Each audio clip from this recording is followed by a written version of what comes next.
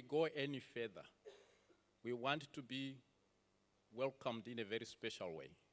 We are in the Republic of South Africa, in the Eastern Cape. So we want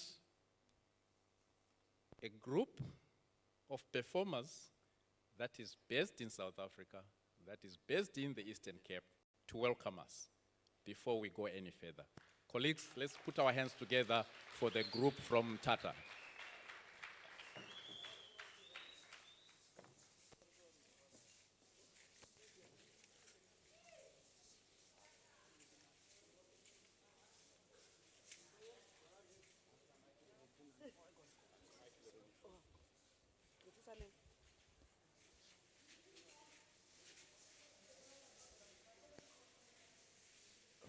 Hello.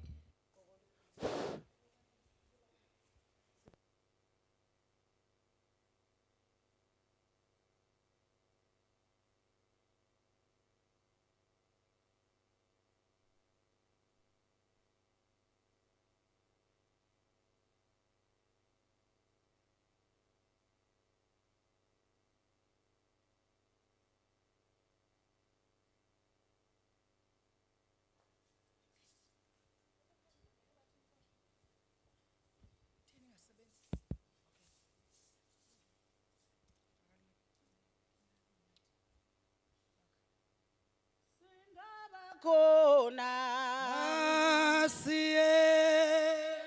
singaba kona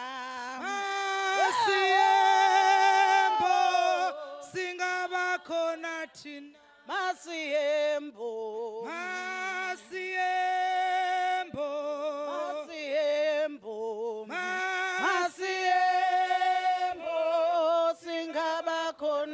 singaba kona ewe singaba kona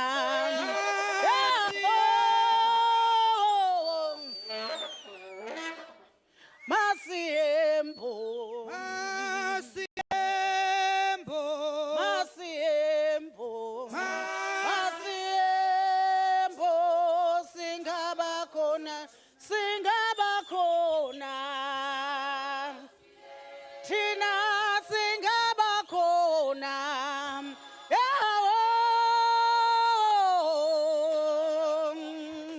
Masiembo Tina Masiembo singaba kona Tina singaba kona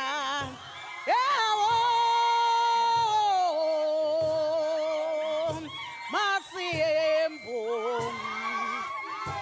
Tina Masiembo Tina singaba kona Tina singaba kona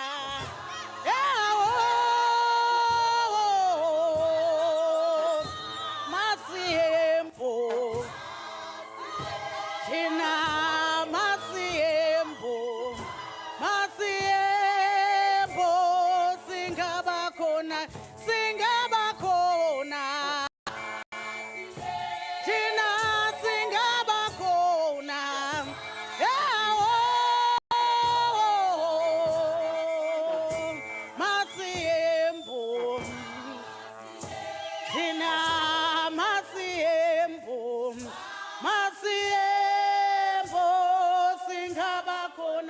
singabakhona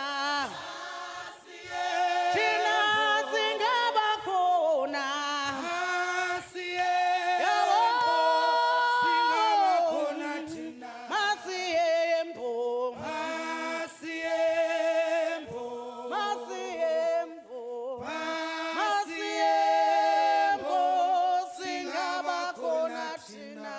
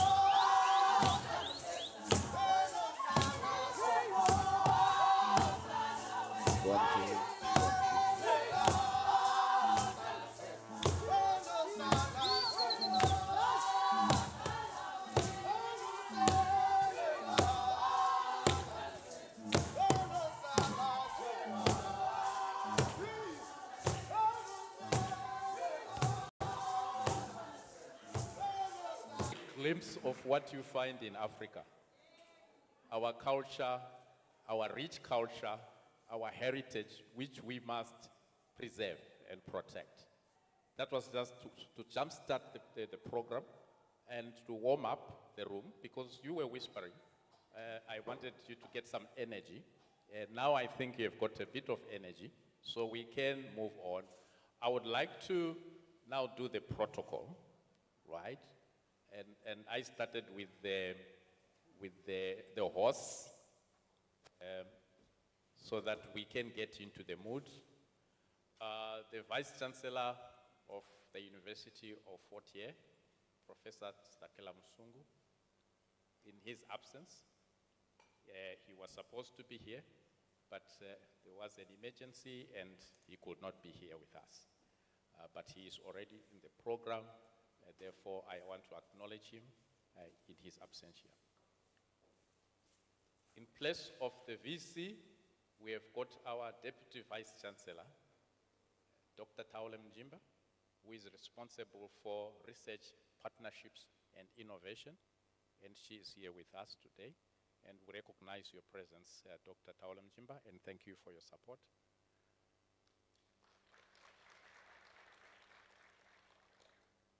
We have got the chairholder. We are here because of a chair which is called University of Fort Hare, UNESCO Chair in Culture and African Heritage. And the chairholder is none other than Professor Ntuli. Professor, we recognize your presence. And Prof. Ntuli has got Mam Ntuli with him. Mam Ntuli, we thank you, we recognize you for bringing Prof to us. I know there are some MEC members. In the interest of time, I will recognize their presence. And we also have the privilege of having a representative of UNESCO. Representative of UNESCO, Nisha. She is responsible for the region, the South African region, including countries like Botswana, Eswatini, Lesotho, Malawi, Mozambique, Namibia, South Africa, Zambia, Zimbabwe. So you can imagine how busy she is. But she created time to be here with us. She flew in yesterday, and she is here with us today. Nisha, we really appreciate you. If you can just wave so that people can see you. Thank you so much. We really appreciate you. We have got Dr. Patricia Opondo, a well-known scientist, academic, who specializes in what we are here today for. Culture, African dance, all those kind of things. And we are privileged that she created time to be here today, to be our keynote speaker. We really appreciate your presence, Dr. Opondo. She is with the University of KwaZulu-Natal, and she flew all the way from KwaZulu-Natal to be with us today. And we also have got presenters. I won't go through the names. We have got presenters from outside of South Africa and presenters from South Africa. This is going to be a program of academic presentations punctuated with music. You know, if you write an essay and there is no punctuation, there is no comma, there is no full stop, it becomes boring. We are going to be punctuating our program with performances so that it is interesting. So we have got presenters from outside of the country. We recognize you. From Ghana, from Zimbabwe. Just wave your hands so we can see where you are. Ghana. Okay, let's welcome them. Zimbabwe.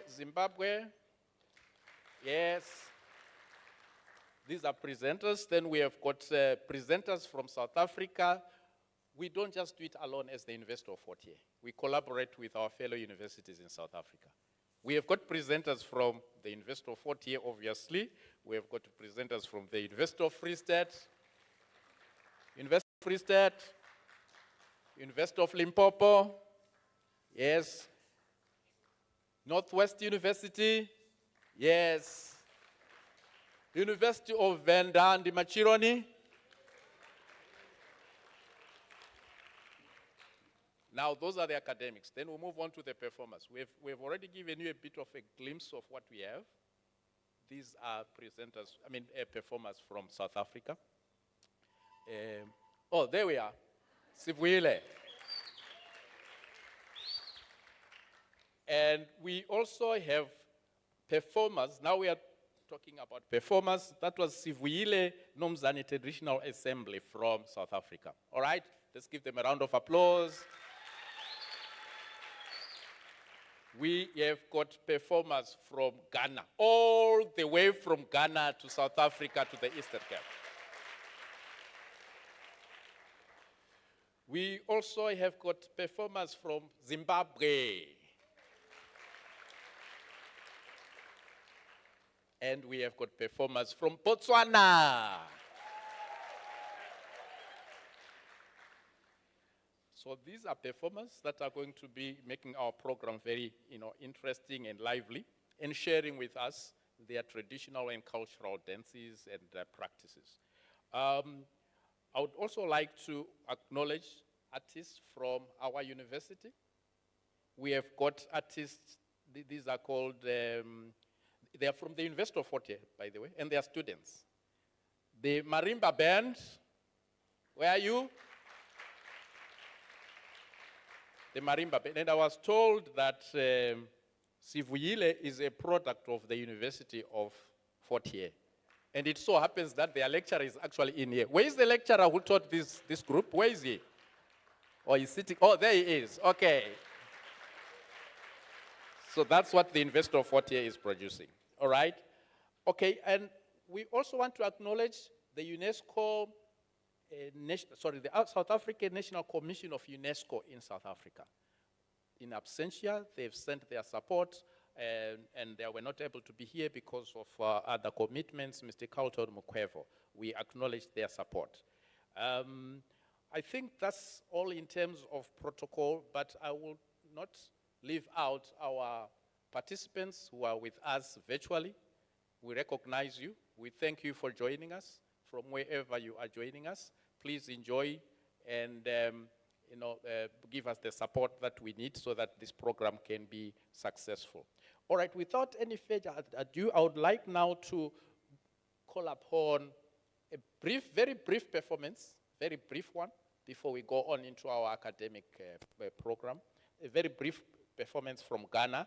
This is coexistence performance. It will be a bit different so that we can see the diversity that we have in Africa. The performers from Ghana, the floor is yours, please. Let's clap our hands for them.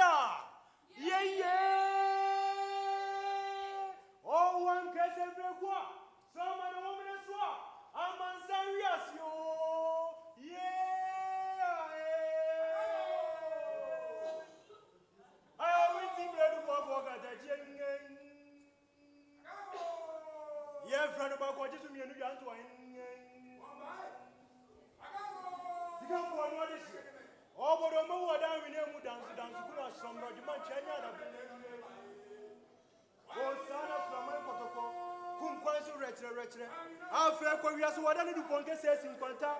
So abrefo ma abrefo tuna. Wa boni paso na bra. Obrecho wo. Wo ye bia de bre. Eje wind up by. Akwa fenya mantra ma hwe mo ante me kwanu ni. Eje be ko baby asenya nkunto ndi ehim. Obrama man for tabra ba wenya ne masayira. Therefore, Maya. Before Tata, I reach your once and you could do Ricatenta or Koya say, on a cool, don't free me to tell me a bit around his dream. Damn, not taught to who was up, what I say, yes, Roman century. She and some of your butchers, some was in the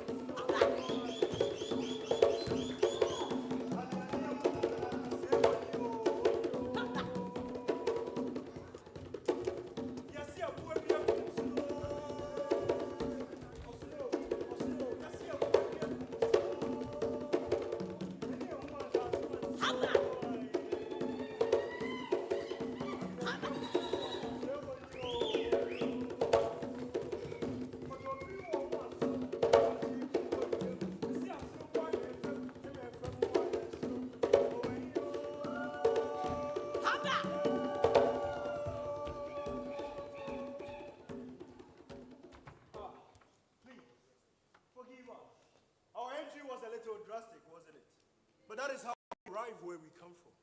We do not walk into a space of spirit and ancestors. We announce ourselves.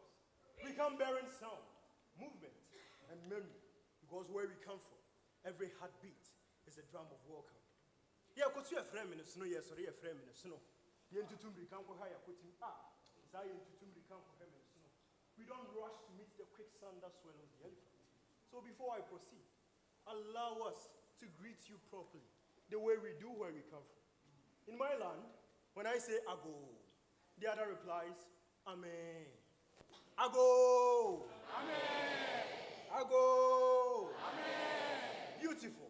That is how a community begins. With greetings.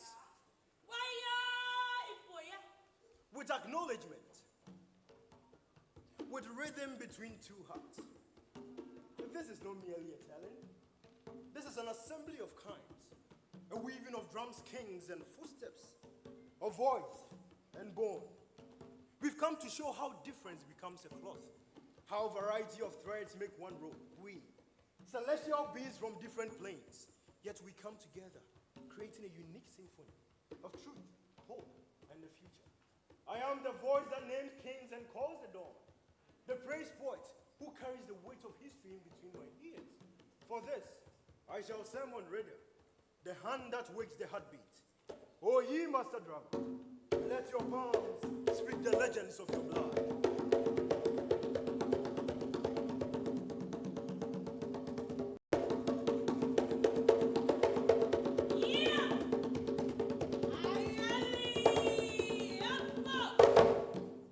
Oduman kuma boade, bori boade, obosro, ino boasase, ino bochema.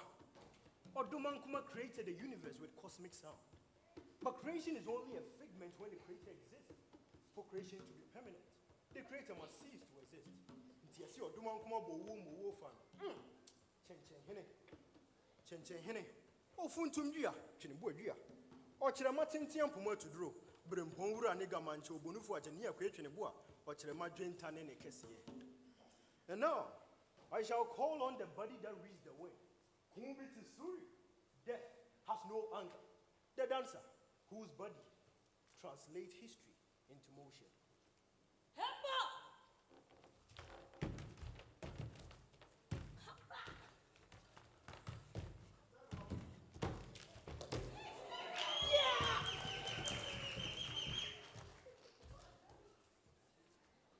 Watch now. When the drum speaks, the earth will answer. When the body moves, the past will stand and salute. When my words fall like rain, see how the seeds of history rise.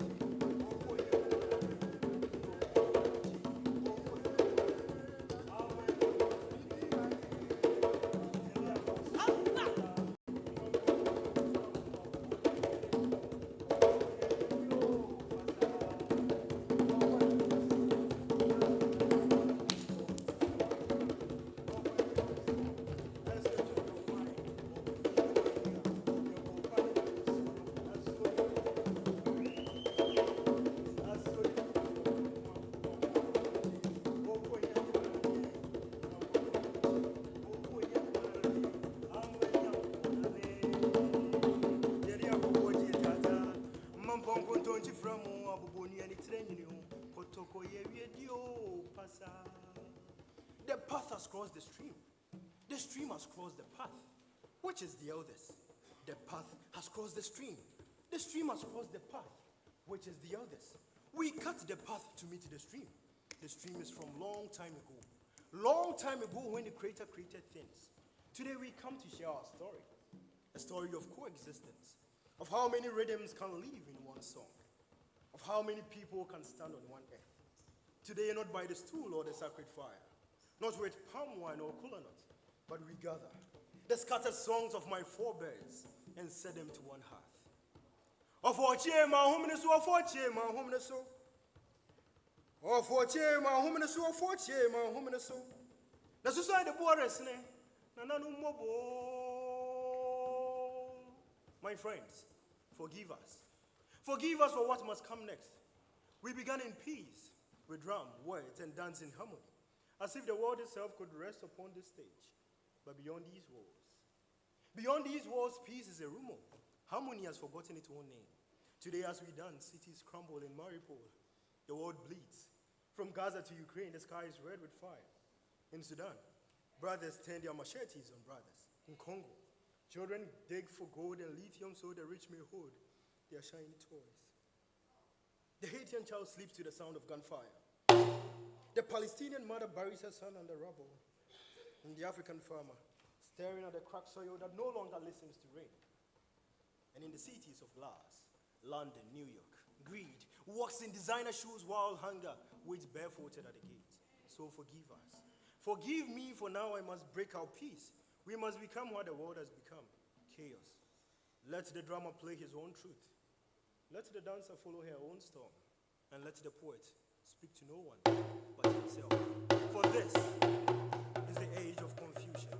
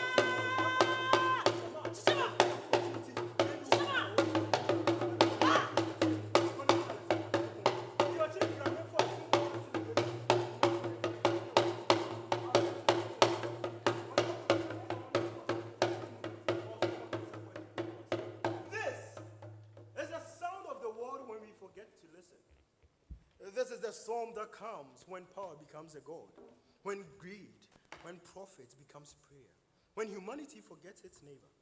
But can't you hear it? Beneath the noise, a whisper remains. A heartbeat, older than war, deeper than hunger, stronger than greed. Perhaps, if we listen again, perhaps if we move together again, we can find it. We can heal the world. I am from the Akan Hills, where proverbs are older than kings. He is from the Ga Coast, where the sea drums wisdom to the shore. And she is from the northern plains, where the dance speak louder than the wind. We are Ghana, not perfect, but whole in our differences. Let the master drummer play as he would in Accra, and let the dancer dance as they do in Tamale, and I will speak as we do in Ashanti, and let the world watch again, as three different fires now burning with one flame.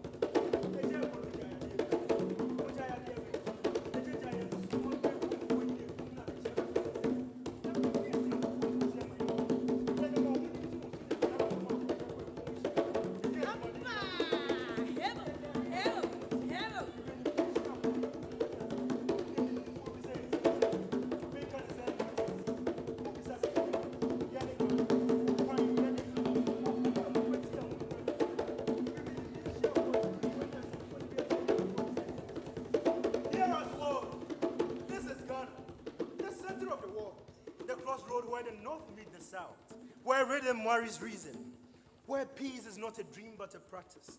We've known coups and corruption, yet still we rise and vote again. We've known poverty, yet still we share our last grain of maize. We've known pain, yet still we dance. For the drum that listens can never go astray.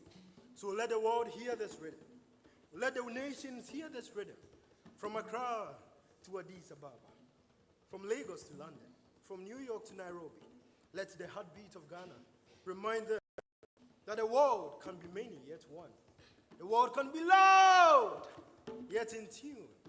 The world can be wounded, yet still dance. For this is the beauty of coexistence.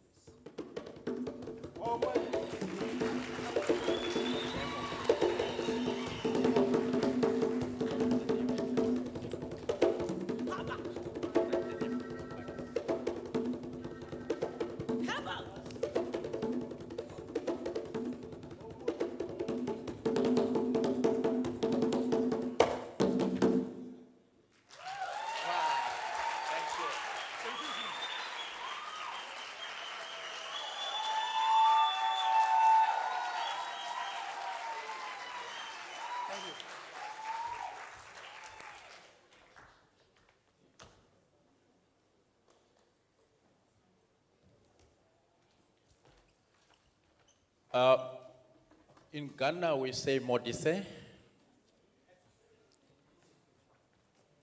Dise? Anybody from Ghana? Medise? Edise? Okay, thank you. Thank you very much. We want to thank them for that performance.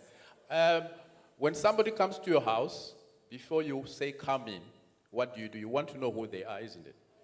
You don't just say come in, get in, you're welcome. No, you don't do that. But before I do that, I noticed that we've got colleagues from Tunisia. They've been with us from Monday, and until today, they are with us. We welcome you, we recognize you. Thank you for staying with us. Thank you. That's diversity for you. We're sharing our cultures here in South Africa, and thank you for being part of this. So, the University of Fort here is supposed to welcome you, But I thought before I ask Dr. Taole Mjimba to welcome us, she needs to know who she is welcoming. Because now I think, Dr. Taole Mjimba, maybe you've got an idea, and maybe you will welcome us. Maybe if you don't like us to be in your home, you may just say, colleagues, sorry, pack your bags and go. So let's hear what Dr. Taole Mjimba will say. She is standing in for the Vice Chancellor, Professor Sakela Muhlungu. Let's give her a round of applause.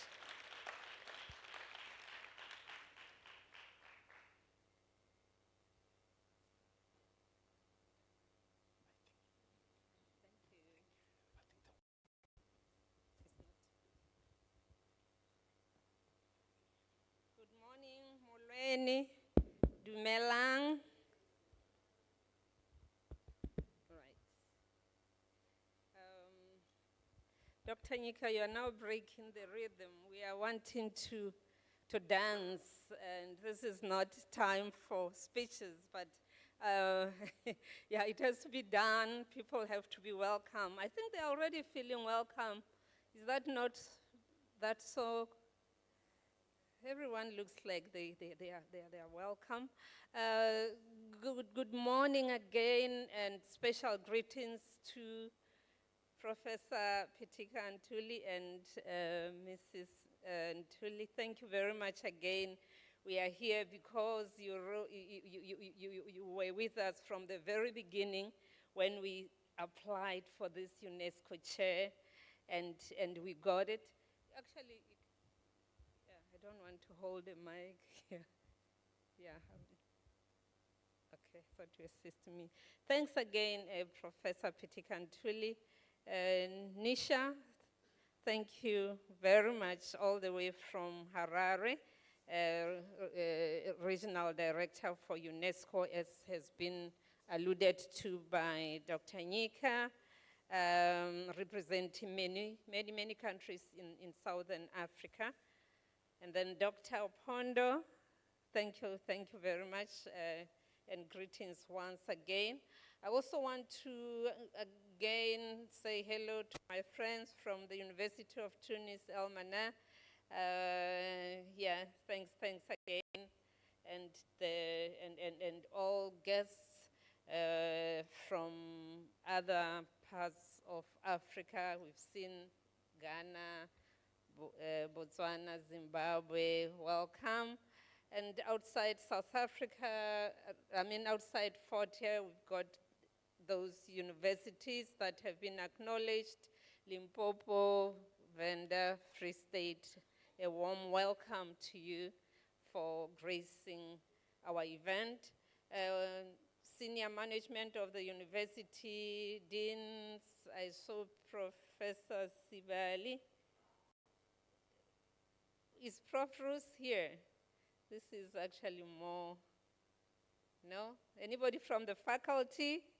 Yes, I know there would be some of you, because this is indeed more aligned to that research niche area in African heritage, liberation heritage, and this is very much closely aligned to that. Presenters from different institutions, dancers, performers, artists, staff, students. Thank you very much, and you're most welcome to the University of Fort Hare. And I think this is a very unique event. It kind of brings everything together and talks to the soul of the University of Fort Hare. We are about African heritage, and we have produced many African leaders. I think we are the only university, I always say that, the only university in the whole world that has produced 5 presidents. So we've got Nelson Mandela. So we've got Nelson Mandela as one of our alumnus, the first president of our democratic republic. And then we've got Prime Minister Ntsumokgetle of Lesotho, also studied at the University of Fort Hare. We've got President Yusuf Lul from Uganda, studied at our university. We've got President Robert Mugabe of Zimbabwe and Cesar Zahama of Botswana. So that's our heritage. That's who we are, and we continue to contribute towards African development. We produce the very best, and our students, our alumni, occupy very strategic positions across the world, across Africa, across South Africa.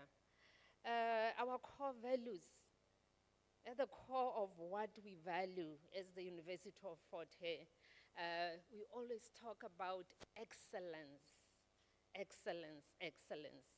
And I think that has really borne fruit looking at the products, the human products that this university has been able to give us as humanity. We talk about equity, inclusivity, integrity, and we also talk about being student-centered in our nature.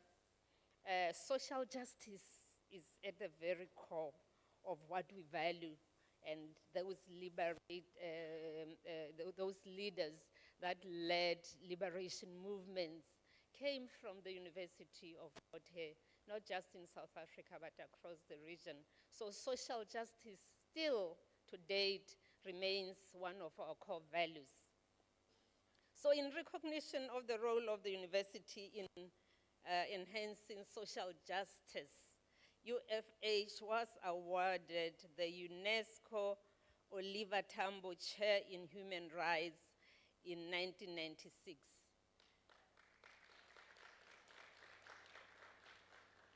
Yes, and currently it's being led by Professor Sidisizwe Poko.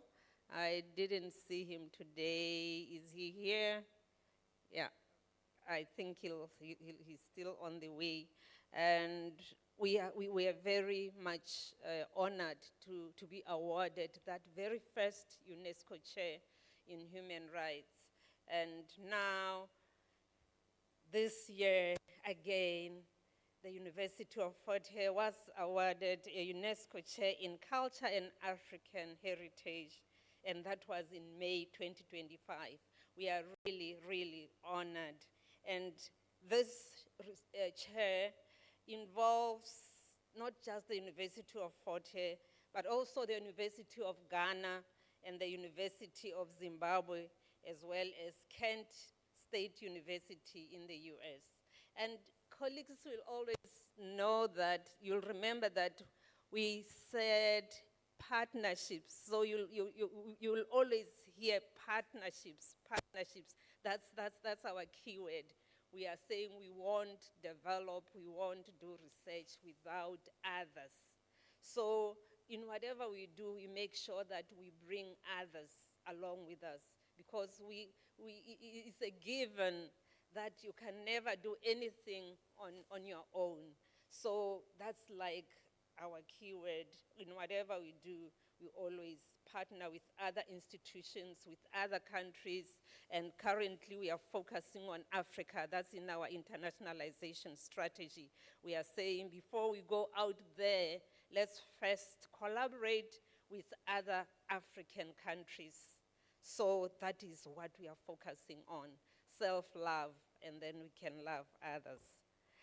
Dr. Nyika, before I descend the stage, I just want to again pay special thanks to Professor Ntuli and just appreciate the work that he has done to ensure that we are where we are. This is our very first colloquium under this newly awarded chair, and I'm very excited again that I'm welcoming you, and I hope you'll enjoy the various events and performances that have been lined up. This colloquium brings together academic researchers, students, cultural artists, and other stakeholders. and the participants are drawn from South Africa, Botswana, Ghana, Zimbabwe, as we have just highlighted. So it's packed, the program is packed with academic presentations and cultural performances. And I would like to encourage you to sit back and relax and enjoy this day. And of course, in addition to relaxing and sitting, and you also participate in the dances, feel free to do that and enjoy the day. Thank you very much.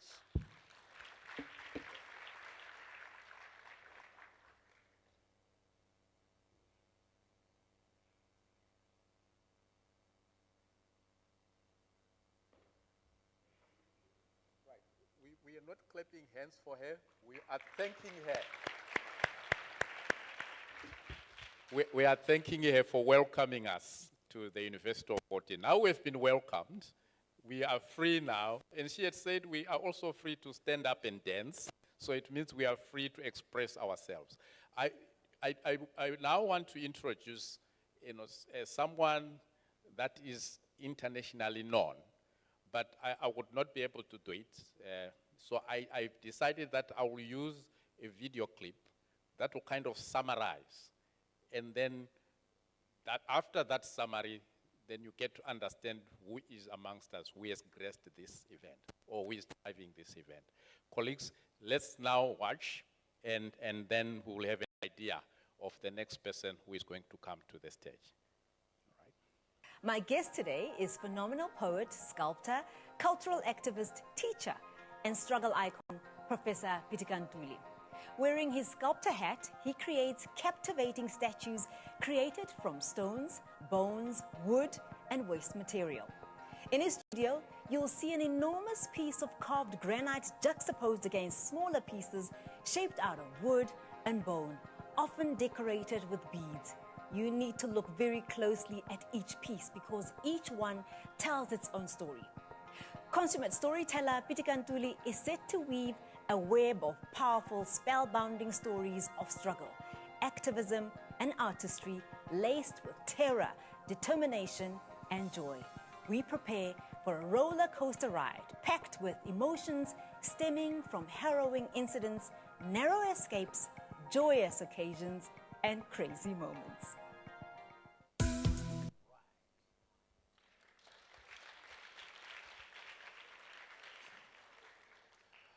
I think now we have got an idea of who the shareholder is. It's Professor Ntuli. And I would like now to call upon Professor Ntuli to come and set the scene, enhance what has been done already.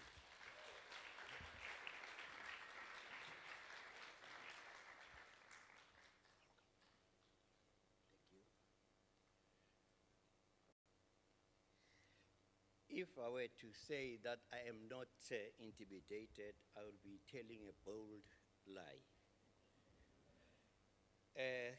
Thank you very much for what has happened. And people have been welcomed. Those who welcome them, we spoke to the same mouth. Now, assuming this job, as we call it, of being a chair here, I think it is very important to know who we are really, so that we will know what we want to become. I'll just start with a poem I wrote that's called Coloniality, the Parasite Within. We are not what we think we are. We have become clones of our colonial masters. In the aftermath of empire, shadows linger. Echoes of the past still whisper in the wind, where the parasite clothed continues to thrive, drawing life from our veins. Promises were tipped in gold, but the weight of change remains an invisible grip tied to our throats. Words stammer and crumble as resources bleed into foreign hands, our wealth siphoned while we toil in fields once ours, now overlaid with foreign dreams. cultural tapestries fraying, colors dulled by the dust of neglect, our stories rewritten with ghost words, lost in the cacophony of imposed tongues, the rhythm of our heritage drowned by the drum beats of conquest. The corridors of power, puppet strings pulled tight as the puppet masters, distant yet close, dictate the dance of our destinies. Politics masquerade where sovereignty wears a borrowed mask and freedom is a specter flickering beyond reach. Now, yet within the cracks of despair where hope fights to breathe, a fire ignites, a pulse of resistance strumming as we gather our voices, chorus rising from the ashes, our narrative reclaiming the air, threads of resilience weave tapestries of hope. We are the hosts, no longer mere vessels, but architects of our fate, tearing down the walls of control, planting seeds of defiance in fertile ground where the parasite can no longer thrive, where we cultivate our own gardens, flourishing in the light of our truth, bold and unyielding as we rise to reclaim ourselves. We showed a video here that describing as to who I am, that done. But I would like then to introduce myself so that you know who you're talking to. I am an African caressed by African winds, trade and anti-trade washed by her many rivers, pure and impure, endurance tested by the rugged edges of Mount Kilimanjaro and Ukashamba. Within the retina of my eyes, in the midst of sandstorms, I carry a clear vision of Africa's rebirth. I swear by every grain of sand in the Sahel and in the Kalahari. I tasted the fragrance of dawn in Nyanga, Langa, Kukuletu, in Soweto and in Shovel. In my mother's womb, I was a neighbor to a bullet, and today I taste the fruits of dubious freedom in my land. Am I not the son of great African women, of Ya Asantewa of Ghana, of Umekiti Lili of Kenya? I am the son of the warrior queens of Africa, of Unzinga Ndongo, Umantantise, Wabatlokwa, Usarunia, of the Anzas. Yes, I am the child who has suckled the languages of my people from my mother's sweating breast. You want to know who I am? Kidas lakisa mapila, kilaka khomu, kilaka mtipa, kinalistimela sake kistamela kantahuka, pila kisababu chuchuchu. Kari kasipila kakopana limshiban, kari toka motileng stimela setla. Arimpempe wala pisa, munokwana kesa hai. O ndichilala njalo ke mbambuche, dunenkulu ya vulontluche, okubutu bugibile obuyinja ngokuzalwa nangokuvelwa.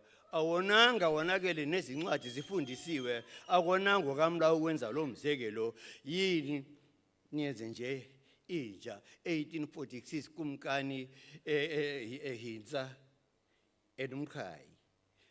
Umuliswati ke nine bekunene enahlola bobo ngokuhlehletela. Bazawuhlamba uyashashabula wena washiya tingwenya temkhonvo tasala baba magebutu ayekela wena waqhawula King George Phesheya wathi oh yes, oh yes, oh yes. Maar partij mal ek is 'n Afrikaner dokter. Ek sê my hart verlang na die stilte van die baie webende veld. Ver van die stad geleede met die klank en dit klank gesang. Ek is moeg van die restlose mense wat kom en gaan. My hart verlang na die stilte van my siel en woord en verstaan. Ek sien nou die son op die veld en ewige daarbo. Dankie. Now, es umZulu ke. Uve zononyanda umgabadelo wagabadela inkundla kaBulawayo odonswe ngezintaba ezimakhelekethe uveziwa kaSimanganyawo umbomboso omnyama uvevana lukaPhuka nombageba uvevana lwabalazi ibhadu engabe ngiyalithithela hakabala lunjengolo kaPhuka sebulawini lunjengolo kaVungakangoma wawela imbozama umntakajama wawela imbozama wasiziziba ebezigeza kudukuza kaNkisimani begeza bebhekithi kwaZulu nanamhlanje abanini bembozama bamangela. Now, we start.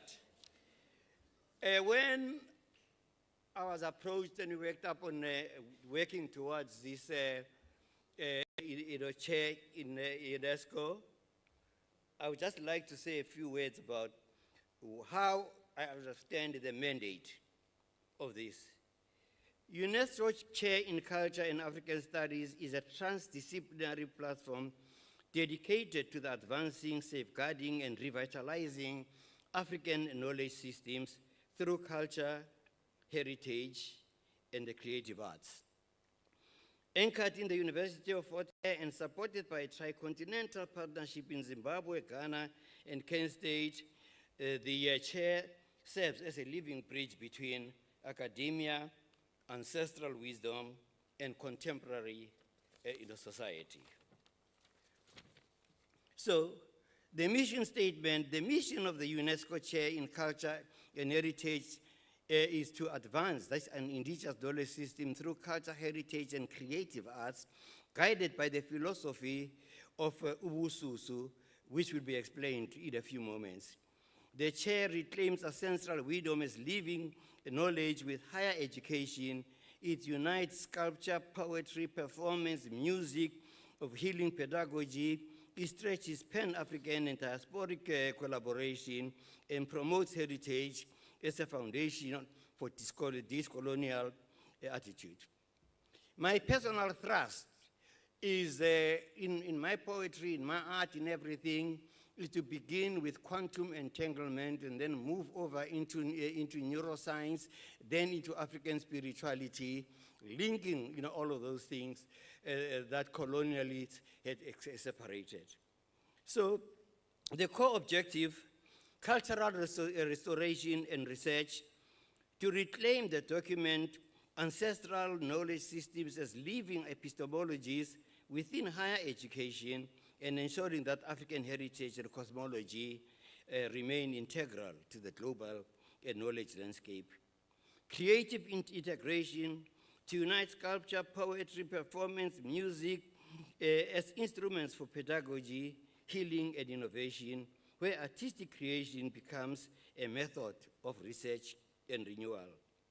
So the Pan-African and diasporic collaboration to strengthen intellectual and cultural bridges between Africa and its diaspora, fostering exchange across regions, generations, and disciplines, and anchoring heritage in contemporary experience.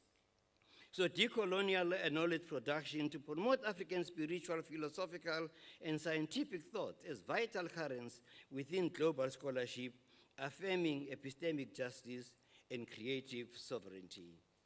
So heritage of sustainable development to employ cultural heritage as a foundation for inclusive growth of environmental stewardship and socio-economic transformation across the continent and its diaspora. So the philosophical foundation, therefore, is Ubususu, guided by the triad philosophy of Ubususu that I've been working in developing: Ubuntu, Sumud, and Sunsum. The chair redefines education as a process of remembering, of bringing together spirit, matter, and consciousness, where heritage becomes a catalyst for both intellectual renewal and social transformation. So in other words, Ubususu synthesizes the Southern Africa's humanism of shared being. Sumud, the Palestinian steadfastness of spirit, and Sunsum, the Akan concept of the animating life force. Together, this form a triad ethic of resilience, unity, and transcendence, positioning African heritage not as past memory, but as a living energy for the future. So culture, heritage, and decoloniality. I can't resist being a poet. Culture is not costume, not museum dust. It is the brain's oldest rhythm, a choreography of neurons that remember fire and how we first spoke to the stars through song. Every poem is a synapse, every drum beat a neurotransmitter of belonging. When we say Ubuntu, we are describing how collective mind of a people fires together, heals together, and dreams together. So heritage is a living frequency. Heritage is not an inheritance, it is a vibration. It hums through our bones like an ancestral Wi-Fi, connecting us to those who named the rivers before maps could give us any direction.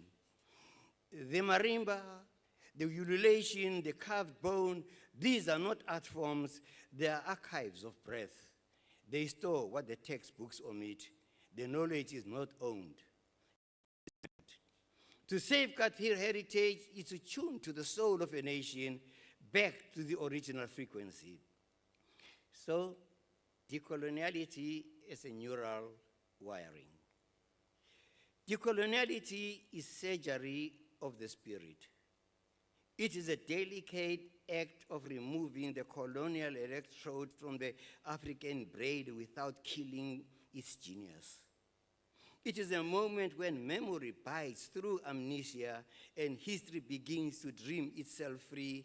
It is refusing to let borrowed languages dictate the grammar of our people. Decoloniality is not rage, it is repair.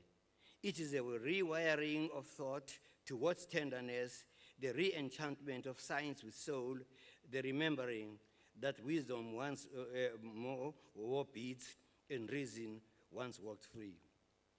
Now, in the quantum horizon, at the event horizon of knowledge, culture, heritage, and decoloniality collide with a single beam of consciousness.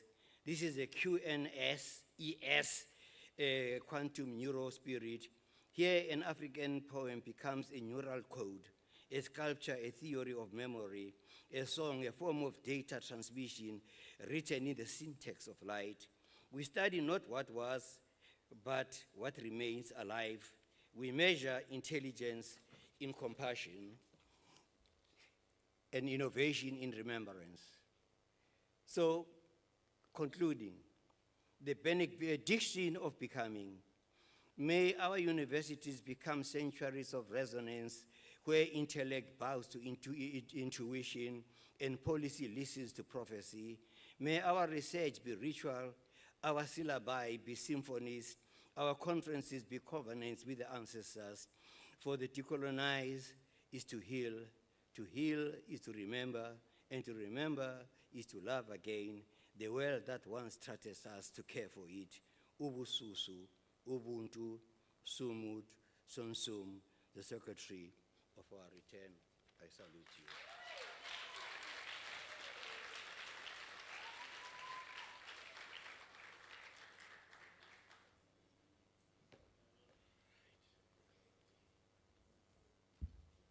Ladies and gentlemen, let's give Prof a round of applause.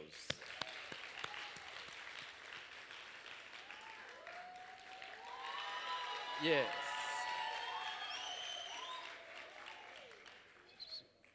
And let's give Mam Tuli a round of applause for the support.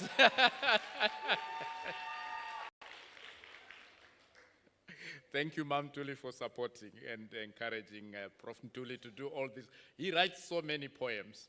The other day I had a discussion with him, and in no time, what we had discussed, it was converted into a poem, and he was reciting. I'm like, hey. So that's the talent we have. And the importance of this colloquium is that we are bringing such talent, such experience, such knowledge to a platform where we have got the young ones, so that there is continuity. We don't want to lose that knowledge. We want that knowledge to be passed on to the next generations. We want our cultural practices and knowledge to be passed on to the next generation. That cannot happen if those that have got the knowledge and the expertise do things on their own, the young ones do their things on their own. This colloquium is bringing together different different ages, different expertise, from an academic point of view, from a cultural point of view, and we're bringing everything together. So I'm presuming that those that are with us virtually, they are also clapping hands for Prof. Maybe let's give them a time to clap hands for Professor. Those that are watching us virtually, just clap hands for Professor. You want to help them? Okay, please help them. Thank you very much. Thank you very much. Now the scene has been set, family. Now it has been set. We are in the mood. And we are now in the mood to now listen to the keynote presentation. And this keynote presentation is entitled Shared Futures, Reclaiming African Knowledge Systems through Culture, Music, and Higher Education. So this encapsulates everything that we are here for. Higher education, we have got higher education institutions, we have got cultural performances, we have listened to music, so everything is captured in this presentation. And this presentation is going to be given by Dr. Patricia Opondo. I'm just in the interest of time, I'm not going to give you the full biography. I actually abridged it, but now even that abridged one, I think it may be long in the interest of time. It is in your programs for you to read. But just to say, she is an applied ethnomusicologist and senior lecturer in African music and dance at the University of KwaZulu-Natal, South Africa. She is widely recognized for her leadership in preserving and promoting African music and dance traditions. No wonder why she is here. She is interested in promoting music, promoting African music. So when she heard that there will be some music and some dance, she said, yes, I will come. So thank you very much. We welcome you to the stage. Thank you.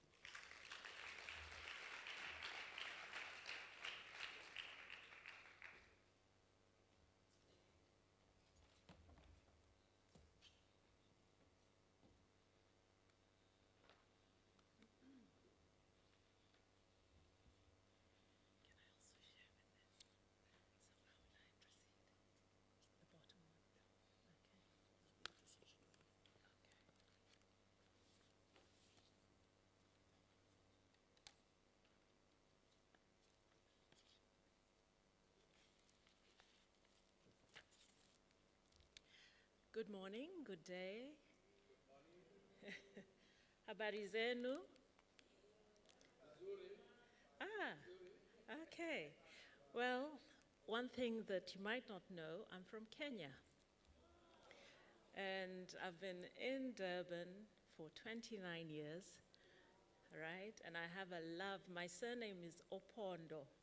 So when I come to the Eastern Cape and I meet the Pondo people, yes, those are my, those are my people. Yes. Vice Chancellor, Professor Sakela Buhlungu, Chairholder of the newly established UNESCO Chair in Culture and African Heritage, Professor Pitika Ntuli, distinguished representatives of UNESCO, colleagues, cultural practitioners, and students, good morning.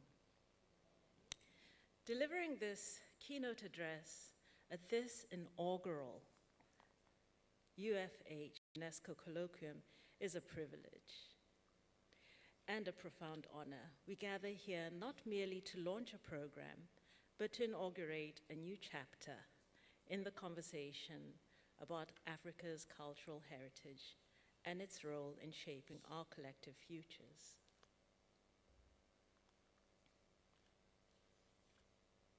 So as an introduction, Africa's living heritage, we've just seen this on the stage. Our poets from Ghana took me back home. I was a student of Professor Kwabena Nketia. Yes. I was his last student at the University of Pittsburgh. I was part of the establishment of the International Center for African Music and Dance. One is my other home, so Akwaba.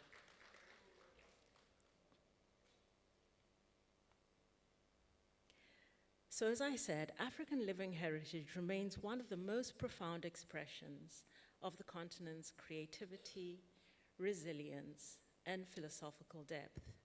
It encompasses practices, rituals, expressions that connect people to their ancestors, to nature, and to one another. Unlike tangible heritage, those are monuments, sites, or artifacts. Living heritage is animated through people's voices, gestures, shared memory. UNESCO 2024 defines intangible cultural heritage as the practices, knowledge, and skills communities recognize as integral to their identity and continuity.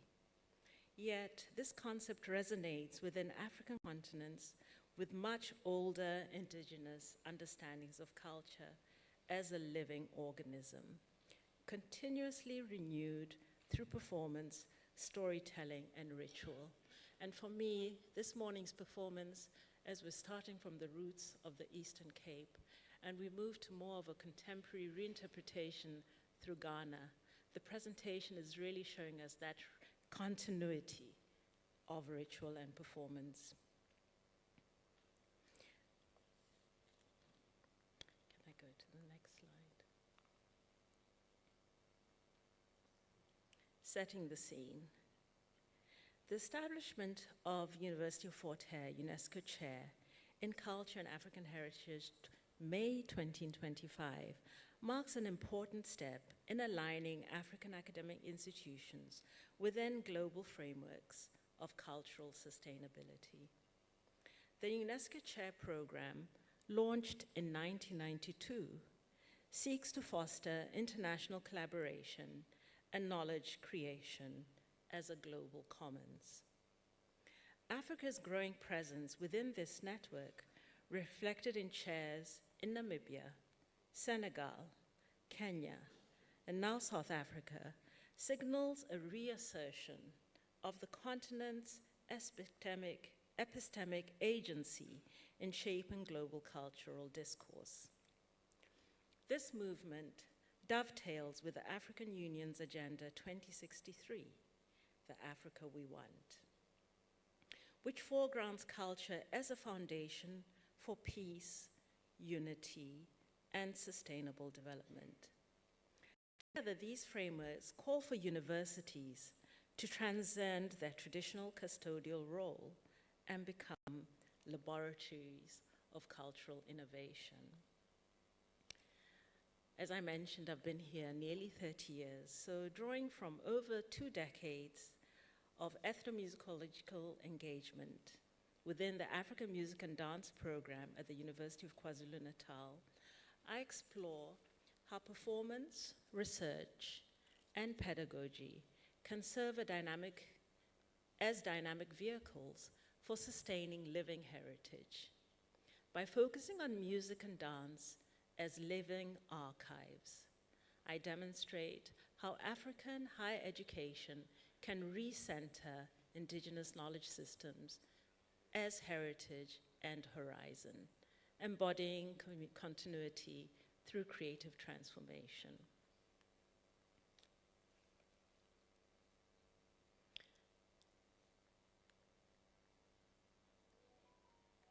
The conceptual underpinnings of this address rest on the intersection of 3 overlapping frameworks. First, UNESCO's global policy discourse. Second, African philosophical thought. And third, decolonial epistemology. UNESCO's Convention for Safeguarding of Intangible Cultural Heritage, 2003, outlines 5 domains: oral traditions, performing arts, social practices, rituals, and craftsmanship that form the backbone of intangible heritage. However, Ketumetse 2020 notes, in African contexts, these categories are not distinct. They interweave to form a holistic system of knowing that sustain ecological and social life. As we have many students here of philosophy, I'm sure we've all read Mbiti. Mbiti's notion of African time as participatory, cyclic, captures the essence of heritage as living continuity rather than lineal progression. Similarly, Nketia, in 1974, describes African music traditions as adaptive frameworks, constantly absorbing new influences while retaining cultural integrity. In this view, heritage is not an archive of the past, but a field of ongoing creativity, a principle of regeneration. Decolonial scholars add further depth to this understanding. SAR 2020 calls for epistemic sovereignty, urging Africa to generate theories grounded in its cultural logic rather than external validation. We are now moving towards endogenous knowledge production.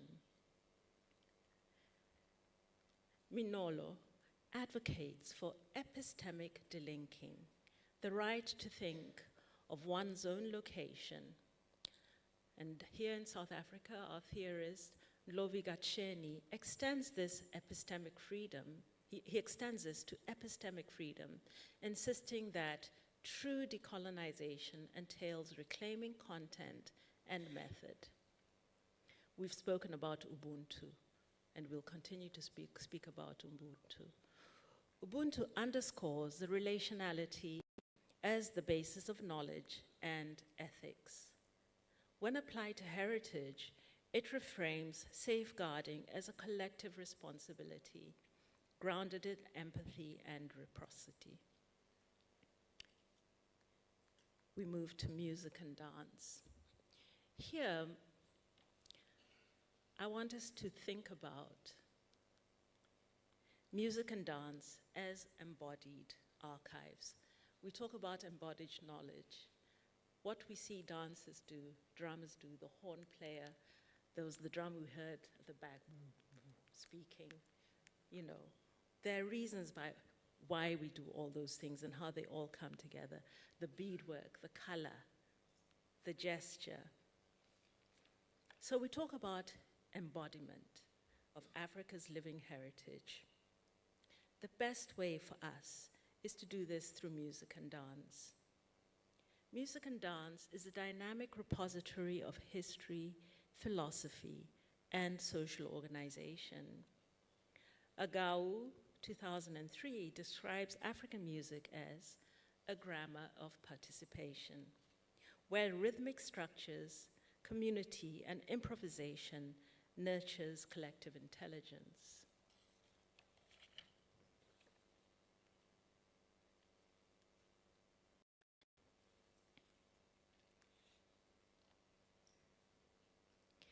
I'll share a little bit.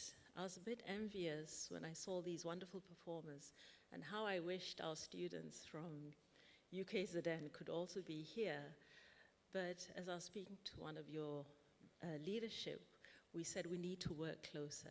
So we're hopefully going to invite you all to come to Durban so that we can share and continue this dialogue, not just in Eastern Cape and KwaZulu-Natal, but within Southern Africa. So hopefully this is the beginning of more movement and sharing.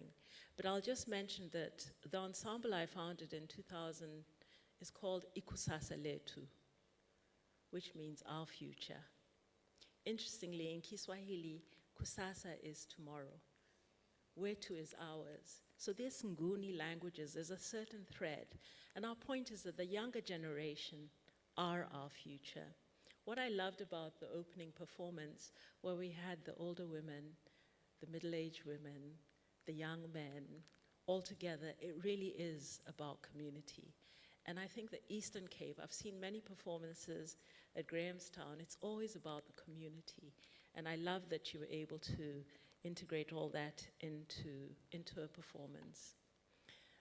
In Durban, we just celebrated the 20th edition of the African Cultural Calabash.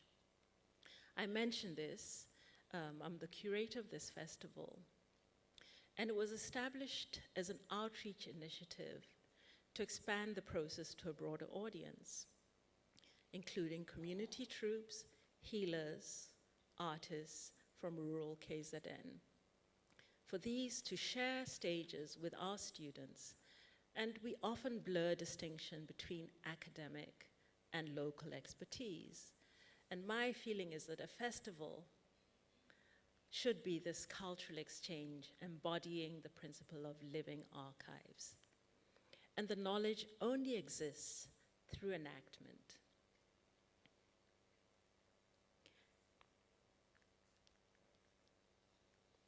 I think I've jumped too soon. Okay. All right, higher education and the UNESCO mandate. And I feel this is at the crux of the presentation today. Why is the UNESCO chair at the University of Fort Hare? Why do we have the community performers? We have the African music ensemble. We're still to hear the marimba band.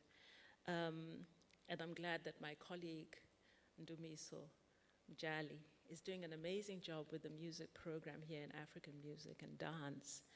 So we are in the higher education and UNESCO, there's a mandate for us. Sorry, I keep going back to that. In my view, the role of higher education is sustaining heritage, and this cannot be overstated. Universities serve as mediating spaces where local knowledge systems encounter global frameworks of scholarship and policy. UNESCO's Priority Africa Flagship Program 3, 2024, identifies cultural heritage as a driver of inclusive growth and intercultural understanding. Establishing this chair in culture and African heritage thus represents more than institutional prestige. It signifies Africa's active contribution to reimagining global heritage governance. African universities are increasingly moving towards practice-based research models that valorize creative processes as valid inquiry forms. University of Ghana's Legon Drum and Dance Ensemble, Makerere University's Performing Arts and Film Department, and the Zimbabwe College of Music have pioneered similar methodologies. These institutions share an ethos of integrating community engagement, artistic practice, and scholarship into a holistic framework. In Kenya, the Bomas of Kenya initiative, the National Museums of Kenya's Oral Traditions Archive also demonstrate how national institutions can align heritage work with education, tourism, and creative industries. Such models highlight the economic and diplomatic potential of heritage-based collaboration, an area African universities can lead in shaping. Within this broader ecosystem, the African Music Program has positioned itself as a hub for ethnomusicological innovation in Southern Africa. Its integration of master practitioners as co-researchers, craftspeople, healers, ritual specialists, represents a shift towards co-authored pedagogy. I was mentioning to our senior colleague, yes, the healing, the ancestral calling is part of the methodology because the students are carrying and transmitting. It's all an embodied experience. The UNESCO Chair's regional mandate connects South Africa, Botswana, Ghana, Zimbabwe, creates fertile ground for collaborative research, postgraduate training, and intercultural residencies. And I feel that's what our universities in these different countries can actually do together. By embedding these partnerships into the philosophy of Ubuntu and the vision of Agenda 2063, higher education becomes a site of ethical co-production, a living laboratory of heritage futures. It's not always easy. So I'll touch on a few challenges, but focus on the opportunities. The safeguarding of living heritage faces numerous structural and conceptual challenges. Right now, digital mediation. While indispensable, this risks transforming culture into mere data.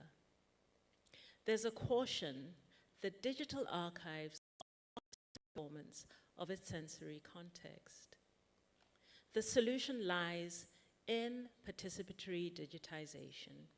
Communities should own and manage their digital representation, guided by frameworks such as CARE principles for indigenous data governance. Yesterday I sat in the afternoon and saw the remarkable work being done by your library and the data management systems. And it's really fascinating. And I think the point here is that there's a way that this living heritage has to be embedded in the metadata. It's a challenge. Gender equity, I'm really excited. I mean, I'm a table full of women. I look around, the women here, there's whole, I think in the Eastern Cape, you've got it, you figured it out. But, and I'm from KZN, and you know KZN, right? Okay, so gender equity is a pressing issue. Women's central roles as composers, ritual specialists, and oral historians remains undervalued, obviously not here, but in many institutional settings. Nameka's 2005 Negofeminism offers a framework for negotiation and relational agency, suggesting that cultural preservation must include women's voices as producers of heritage, knowledge, and not merely its carriers. Youth. I think anyone here who's younger than me, you're our youth. I'm addressing this to you. Youth engagement. This presents both challenge and promise. Genres such as Amapiano, Gqom, Afrofusion rework traditional idioms from digital platforms, drawing global audiences. Rather than viewing these as cultural dilution, they can be read as continuities through remix, innovations that sustain rhythm, language, and narrative in new formats. And I'll just again refer to when we saw the Ewe drums from Ghana. As much as we had the contemporary dancer here, the roots of the rhythm and the talking drum that brought us through. I'm glad, the youth, as I said, you're youth because you're younger than me. That continuity is what's holding things together. Environmental ethics, I think this is something that's also important. And yesterday's talk, there was a whole session about this, and I was really fascinated. But the point is that environmental ethics intersect with our heritage. Depletion of materials used for drum making, weaving, threatens cultural sustainability. Integrating ecological conservation into cultural policy ensures that safeguarding heritage also protects biodiversity. Finally, the economics of heritage remain underdeveloped.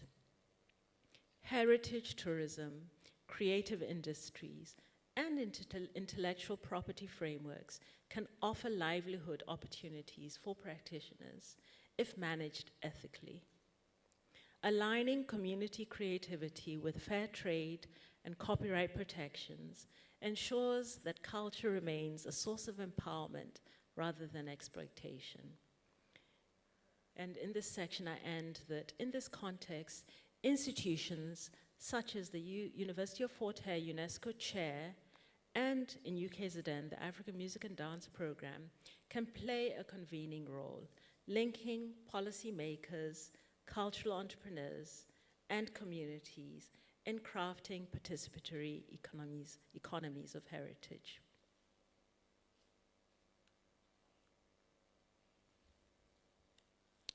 Coming to the end now.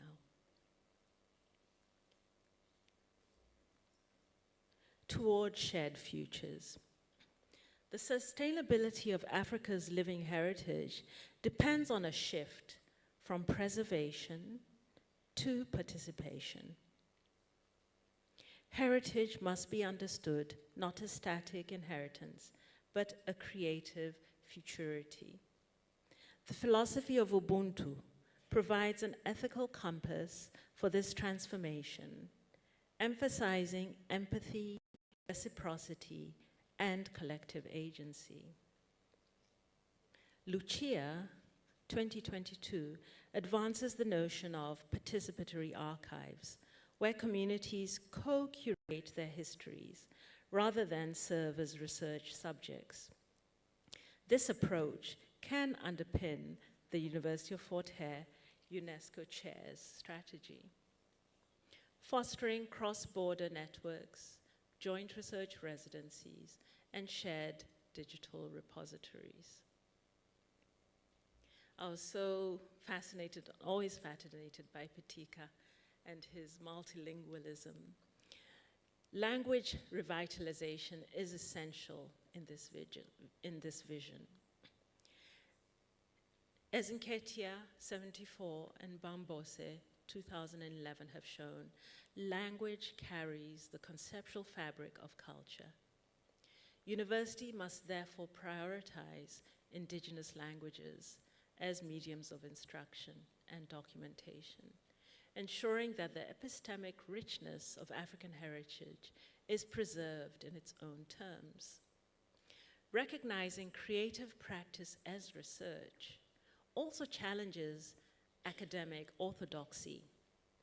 Performances, fees should be evaluated as legitimate scholarly outputs that embody analysis and interpretation.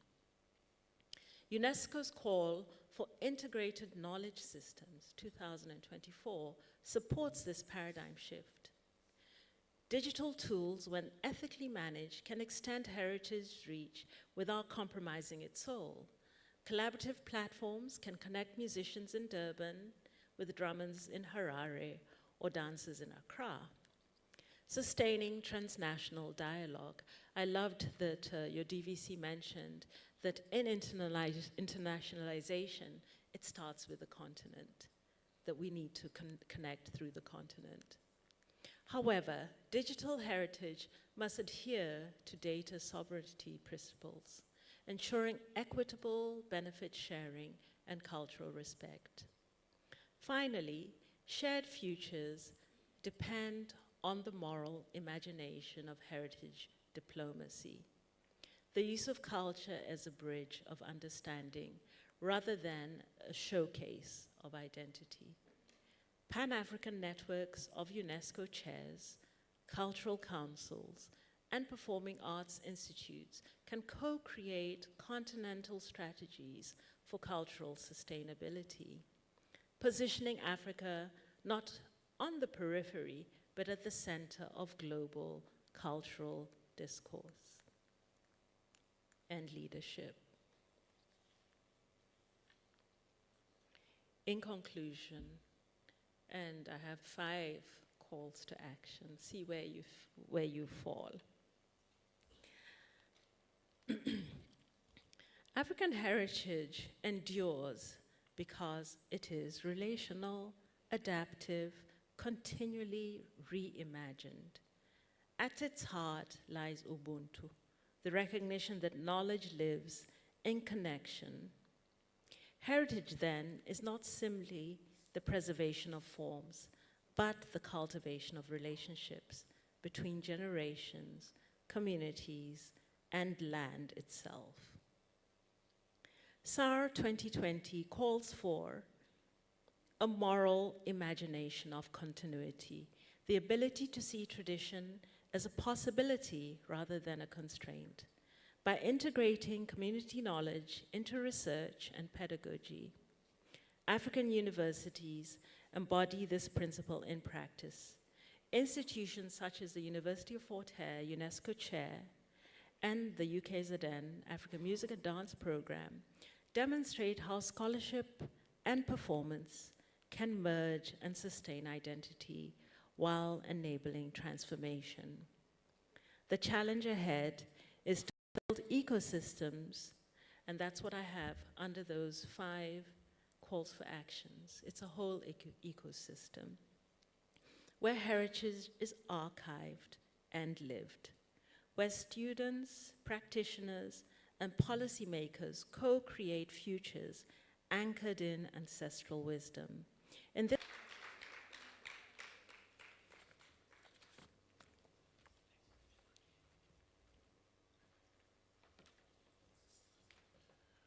So, colleagues, that's an academic angle of analyzing what has been happening since morning, but also showing how those perspectives are intertwined. Another round of applause, colleagues. Right. This is a University of Fort Hare UNESCO chair. And we are very privileged that UNESCO has graced this event.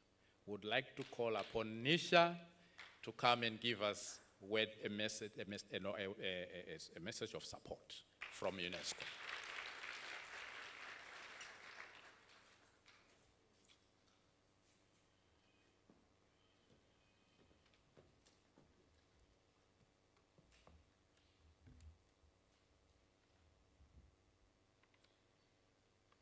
Is it still morning?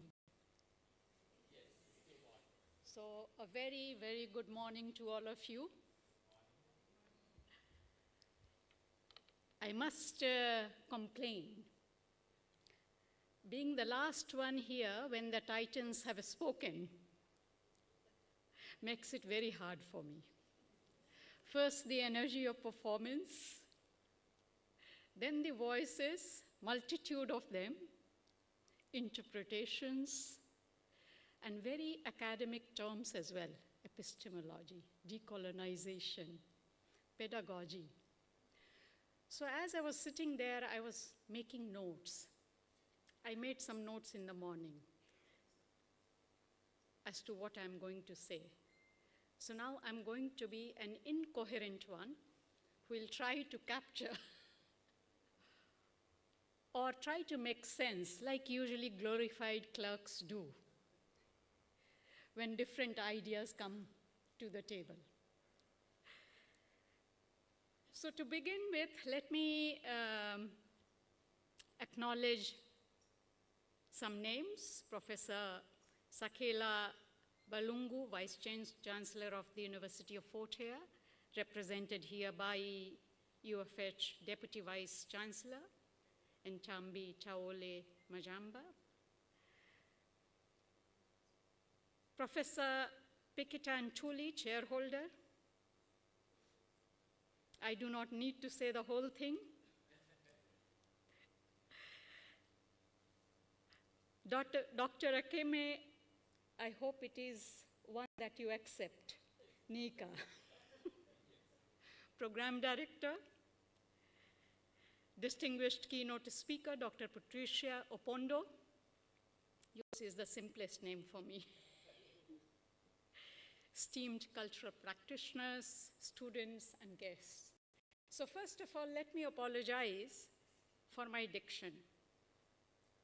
I used to be reprimanded in the university almost 4 decades back for it. I haven't improved.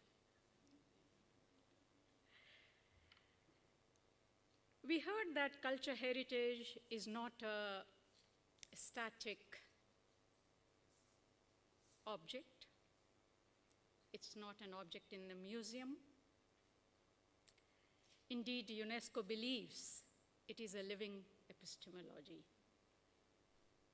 a corpus of knowledge systems, creativity and skills, values and practices,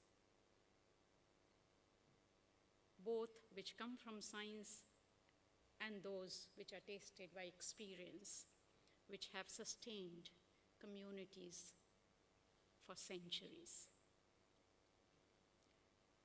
I'm not an African. I cannot speak for Africa, but it is a very diverse continent. and I work on this continent. So in Africa today, which is characterized by globalization,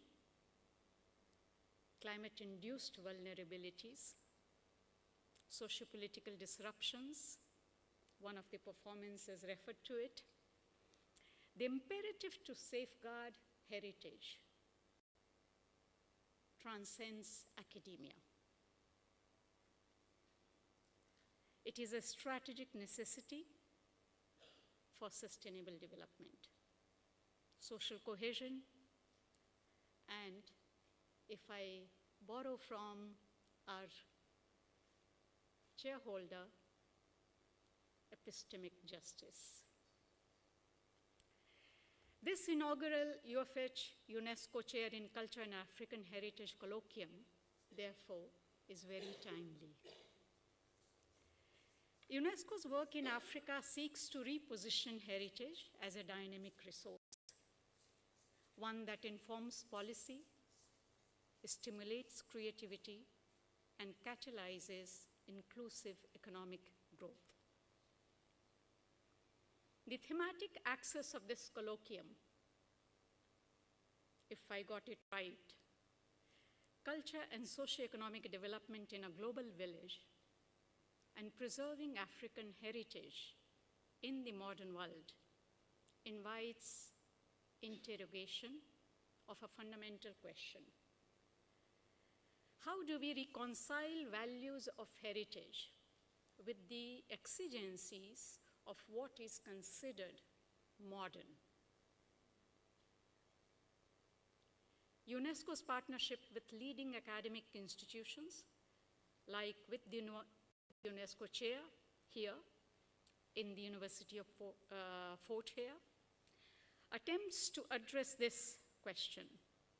We have an MOU with the Javed UP Center at the University of Pretoria under a program which we called Beyond My Bue. We have been working towards transforming museums and culture centers into spaces of intergenerational learning, fostering dialogue on liberation heritage and social cohesion. Initially, when we heard about Southern African liberation history, often it is talked about as being aloof from culture, as being aloof from heritage. But its aspirations, the yearnings for freedom that it came with, came from the cultural rootedness. And that is one thing that we try to capture in our work when we talk about history of Africa, its longest running UNESCO program, which is reinterpreting history of Africa through African lenses, through African historians. We also have another collaborative, I would call it a tripartite program with the African Union Development Agency, NEPAD, and the University of Pretoria to cooperate in the area of return and restitution of cultural property. And I'm mentioning this particularly because without restitution, the process of decolonization cannot be complete. Restitution terms need to be negotiated. The memory of restituted needs to be agreed upon. And therefore, cultural restitution is an integral part of decolonization. I would like to mention one more collaboration where we are looking at young people, particularly a collaboration that we have with the University of Cape Town in advancing capacity for identification and safeguarding of cultural heritage to promote capacity that is essential for nomination of sites, of practices, knowledge systems, to be designated by UNESCO. These capacities are essential so the nominations and designations carry your intellectual positioning, your cultural values, and your understanding of what makes them universal to be globally relevant, to be designated as a World Heritage Site or an intangible cultural heritage for humanity. This colloquium too underlines heritage as something rooted in local identities, yet interconnected across borders. You spoke about across borders in context of Southern Africa. We saw those performances, and from the Deputy Vice Chancellor, we heard about an effort to bring Africa together, to connect with one another together. So, culture, heritage, these, in our view, are simultaneously a lived experience of a community, as well as a global cultural common, demanding approaches that honor local custodianship while recognizing international solidarity. I see that the program includes sustainable tourism. Please allow me to share an example of an effort that we have started in 6 countries in Southern Africa. I'll give example from South Africa because this is where we are. And this one I certainly cannot pronounce. So please excuse me with my due apology. I can't make the palatal sounds. I tried, but it turned out to be funny. The Khomani cultural landscape is part of that initiative. And what we are trying to do is to look at this site as a driver of sustainability. Tourism is engaged there. The ideas of tourism are being promoted, but we will be looking at this landscape leveraging the indigenous knowledge systems to build climate resilience and empower communities to be equally stakeholders in tourism. So they are not recipients of formers for tourists, rather they are the storytellers, they be the hosts, and they be the custodians who ensure their heritage is received by the visitors with due respect and honor it deserves. Another aspect of our work is intergenerational dialogue. It's a critical vector of our strategy. Our efforts to engage youth through UNESCO chairs, education, digital platforms, and creative industries is an effort to bridge preservation and reimagination. Art, culture, heritage is there because somebody, somewhere, in some time, imagined it. The stories around that art, that culture, that heritage has evolved generationally, intergenerationally, intercommunitarian ways. And so it is very important that the space for reimagining what was, what is, and where we want to be, what it would be, remains also with the younger people. So we see the intergenerational dialogue as a space for innovation and formation of identities, not one identity, but multiple identities. These examples don't mean that UNESCO's objective of addressing epistemic tensions have been met. They would never be. The commodification of culture, and let me be clear that when we say tourism, there is a degree of commodification. It cannot be done away with. When we say a performance, there is a degree of commodification that cannot be done away with. But what we need to manage is ensure that heritage is not reduced to a spectacle. We believe that this form of reductionism could be minimized by advocating for what we heard from speakers after speakers, Ubuntu-centered governance that affirms heritage as a collective right and recognizes need for value-based evolution and management of heritage.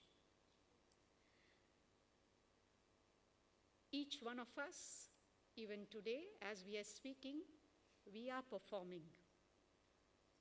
Even a statement is a performance. And advocacy is a performance. And heritage is full of performance. So the performance dimension of heritage, which is also so visible in today's program, reminds us that heritage is experienced, embodied, we heard the term embodiment, and enacted. Integration of these diverse expressions in our work, particularly professional work, academic work, with ethical stewardship, is a principle that is enshrined in one of the conventions that our keynote speaker spoke about, the 2005 Convention on the Protection and Promotion of Diversity of Cultural Expressions. UNESCO's support for African heritage, about its support for enabling communities to narrate their own histories, assert their identities, and shape futures is anchored in the past, norms and values of today, but also in two other key elements, one of human dignity, and the second of human genius, which is creativity. So this colloquium indicates a space for imagining as well as reimagining heritage as praxis, a living legacy that informs what the keynote speaker ended with, policy, pedagogy, development, among 5 points. I would like to close with 2 requests. First, in whichever capacity you work, study, operate, wherever you are, please encourage your governments and the entities responsible for national development statistics, demography, to use global instruments such as Culture 2030 indicators of UNESCO, which help gather evidence to include culture in sustainable development planning. Development planning at a national level, regional level, continental level, or global level is more about economics. data. So unless culture presents that it is central to development for people who do not necessarily associate themselves with the idea of culture as a development enabler, this evidence base is critical. Second, I very much appreciated the idea of Pan-African UNESCO chair networks, very much appreciated creating the economy of solidarity among African academia, civil societies, and other institutions. And I would therefore like to invite the University of Fort Hare to collaborate more closely with us through the chair, but also in positioning heritage as a resource for sustainable development. Sustainable tourism is a small part of it. And in creating a compass for guiding Africa towards futures where culture drives development, peace, and thereby human security. Thank you so much for having UNESCO amidst you.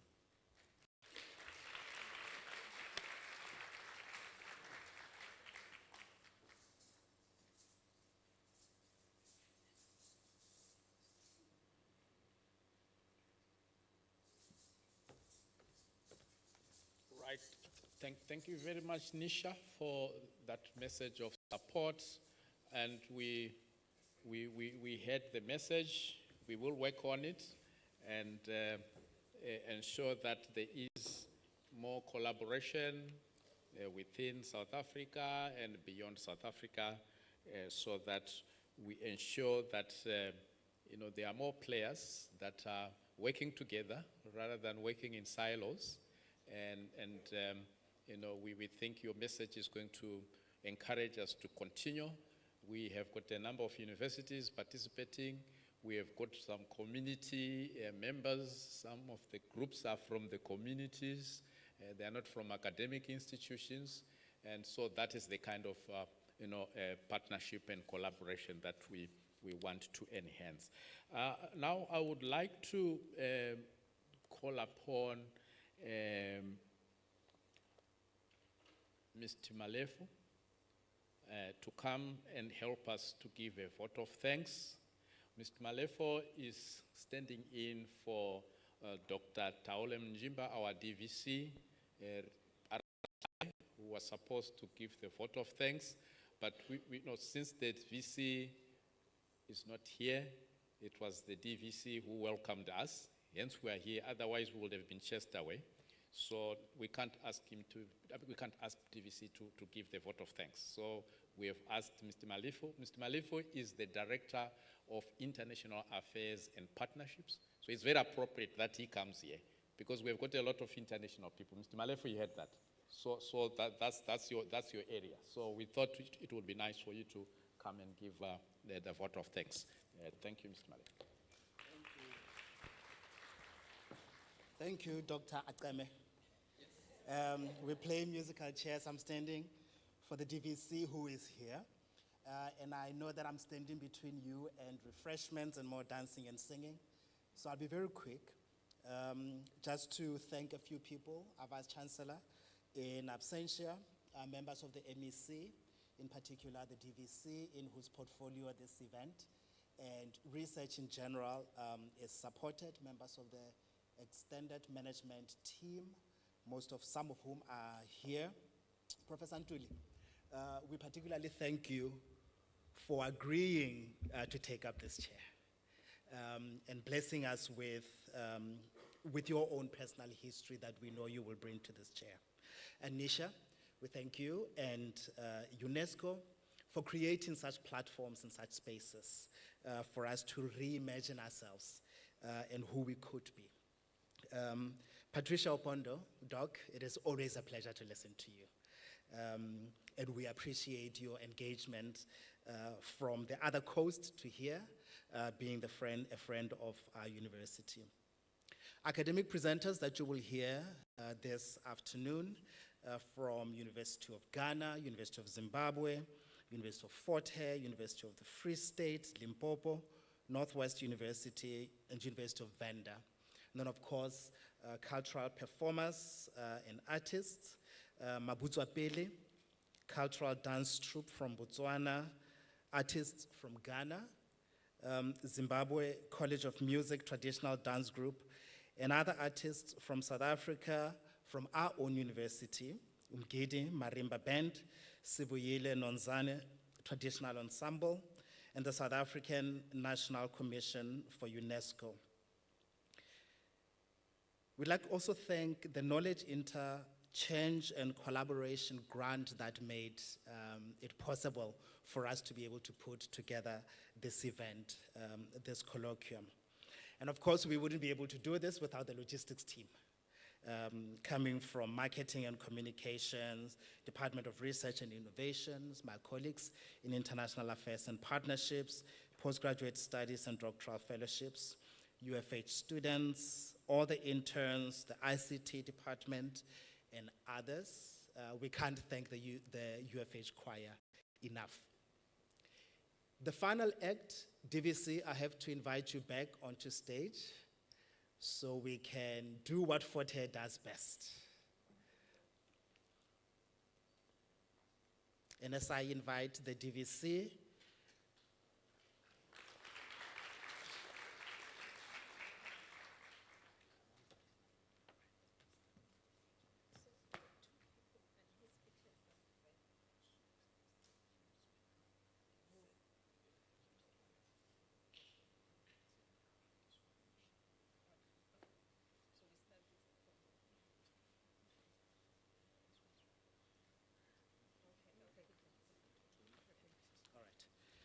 let me ask our chairholder, Professor Ntuli and Mrs. Ntuli.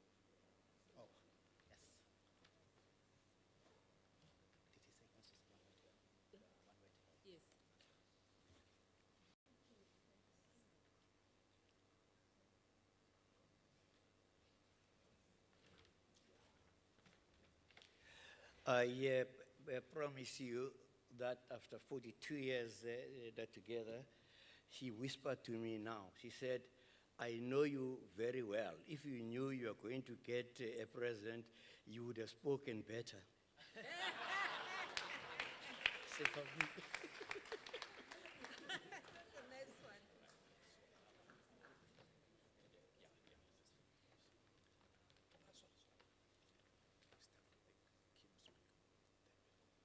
Dr. Opondo?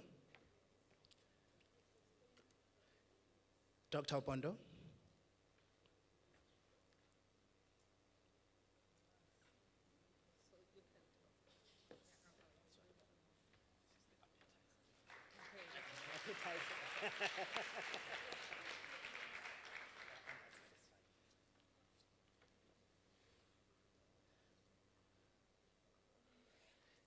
Thank you, Doc. And then we have a fantastic gift. The DVC will share it with you first in case you decide that you don't want it seen. This is, yes, University of Fort Hare runs a fine arts department, and a student from our university did this to thank you for it.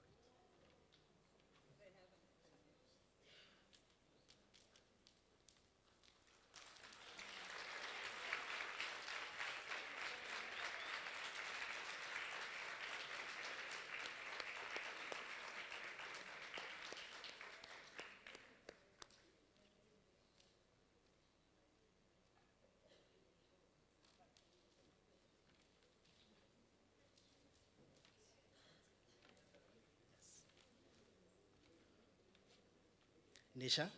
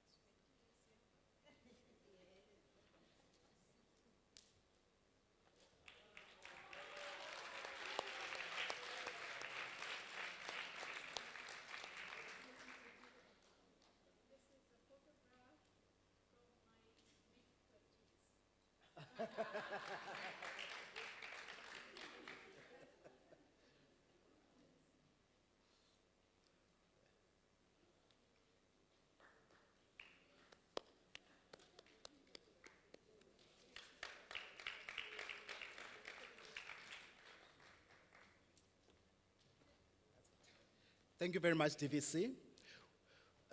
Thanks, Nisha. We're going to take a break now. If everybody can be back for the presentations at 10 after 12. Thank you very much.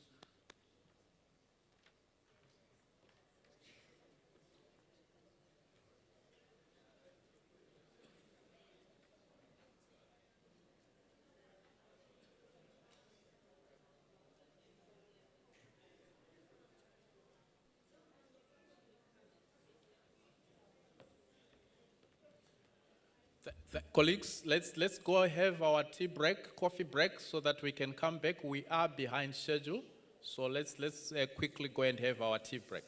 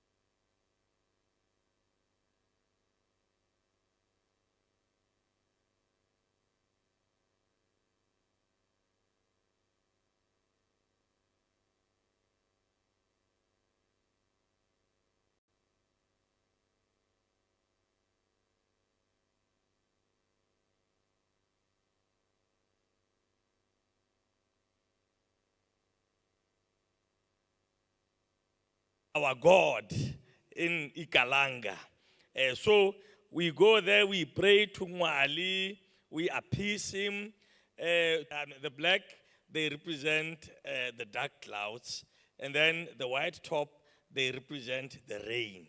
Hence, that is why our tops are white, because our rain will come from above going down. Please, let us join hands in welcoming Mabutsu Apili.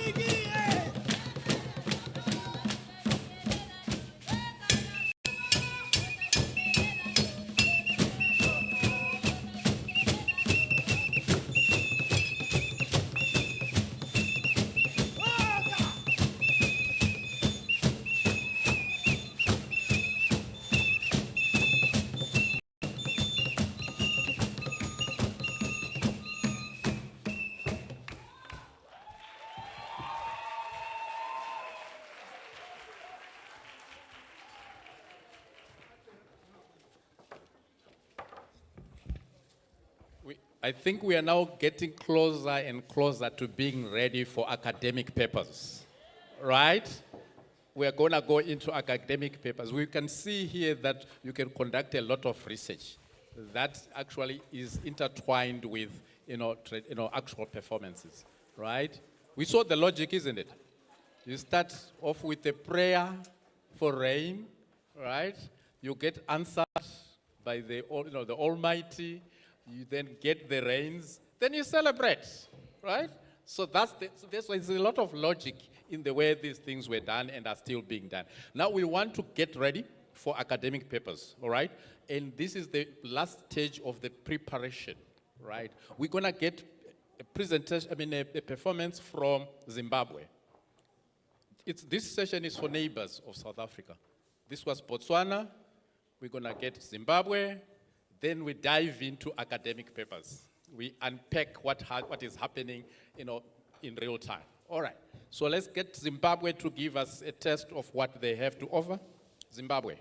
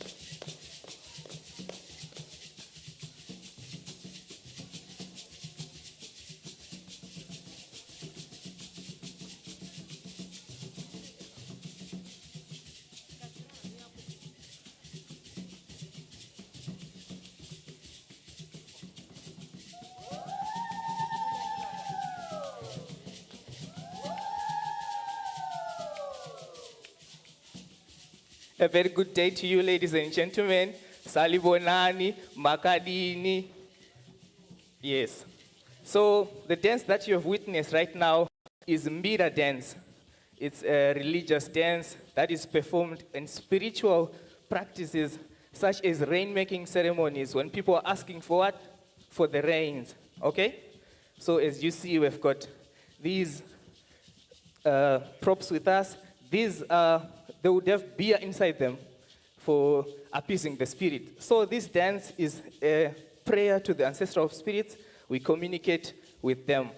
And there is also an instrument that accompanies this dance, which is called mbira, or a thumb piano, which has got 24 keys that comes with this dance, okay? So the next dance we will present to you is called Ine. It is a harvesting dance from the Kore people from Mashonaland Central in the middle of the country. Yes, so after asking for the rains, now you need to till the soil, After tilling the soil, you plant. After planting, you reap and you sow. Is it? So the dances that we'll be doing here will be mimicking those movements from the starting point of agriculture, which is the raining, to the finish, which is harvesting. Thank you so much.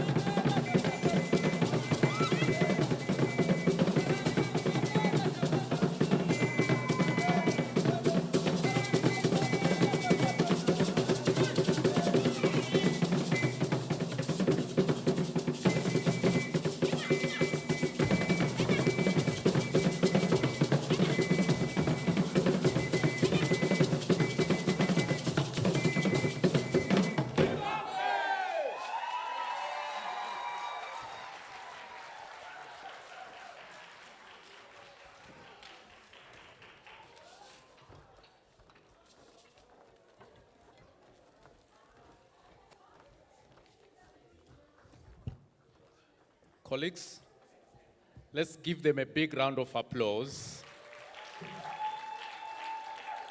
This is just a glimpse of what Africa has to offer.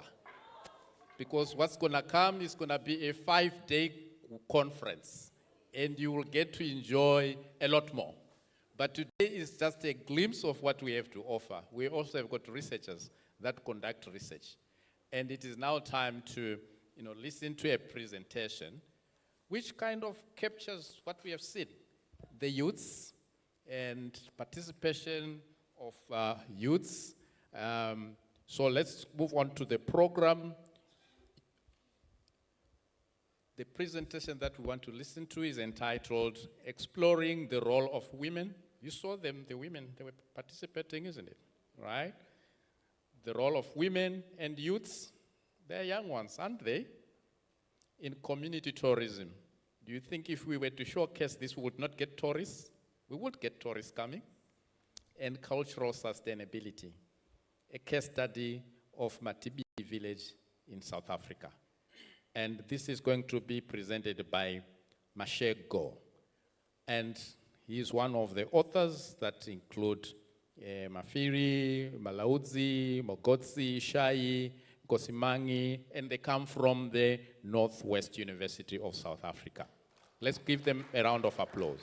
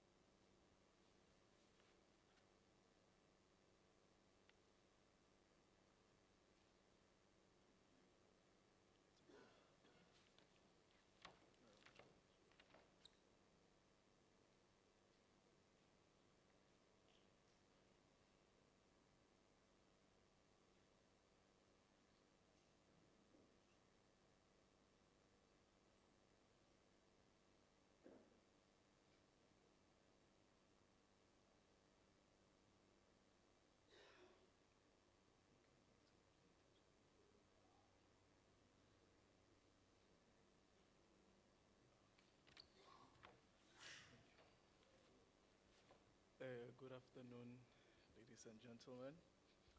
My name is Theophilus Nteba Mashiro. I'm from the Northwest University, and I'll be presenting on behalf of my colleagues. But before I start, I'd like to maybe not complain, but feel betrayed that I have to set the mood for these presentations. I'll be talking about exploring the role of women and youth in community-based tourism in my village as one of the most leading provinces in tourism in the country. My presentation outline is as follows: the introduction, just a little bit of what is community-based tourism and the problem statement that I encountered, the literature review that I went through, the methodology, and the preliminary findings and discussions, because the study is still ongoing, and also some recommendation as well. So what is community-based tourism? in essence, each and every community has its own show-offs, if I can say. So, in community-based tourism, we now look at the attractions that local tourists are attracted on that are available in our indigenous communities. These tourism attractions or these destinations are in rural areas, managed by our indigenous women, managed by our indigenous communities.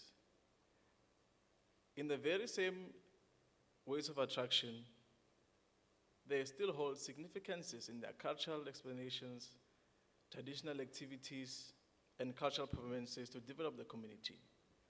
Because there are many tourists all over the country that visit my village for that experience, to learn about the culture, to learn about the music, and to learn more about my community and how they live.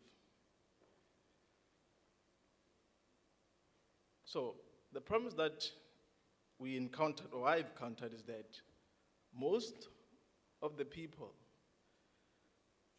are not focusing more on showcasing the community authenticity, but more of raising awareness about tourism, but not focusing deeply in the communities, in inviting themselves to the communities, because mostly they just can maybe compile a video of the mountains, of the secret sites that cannot be, that needs protocol to be respected, not easily accessed.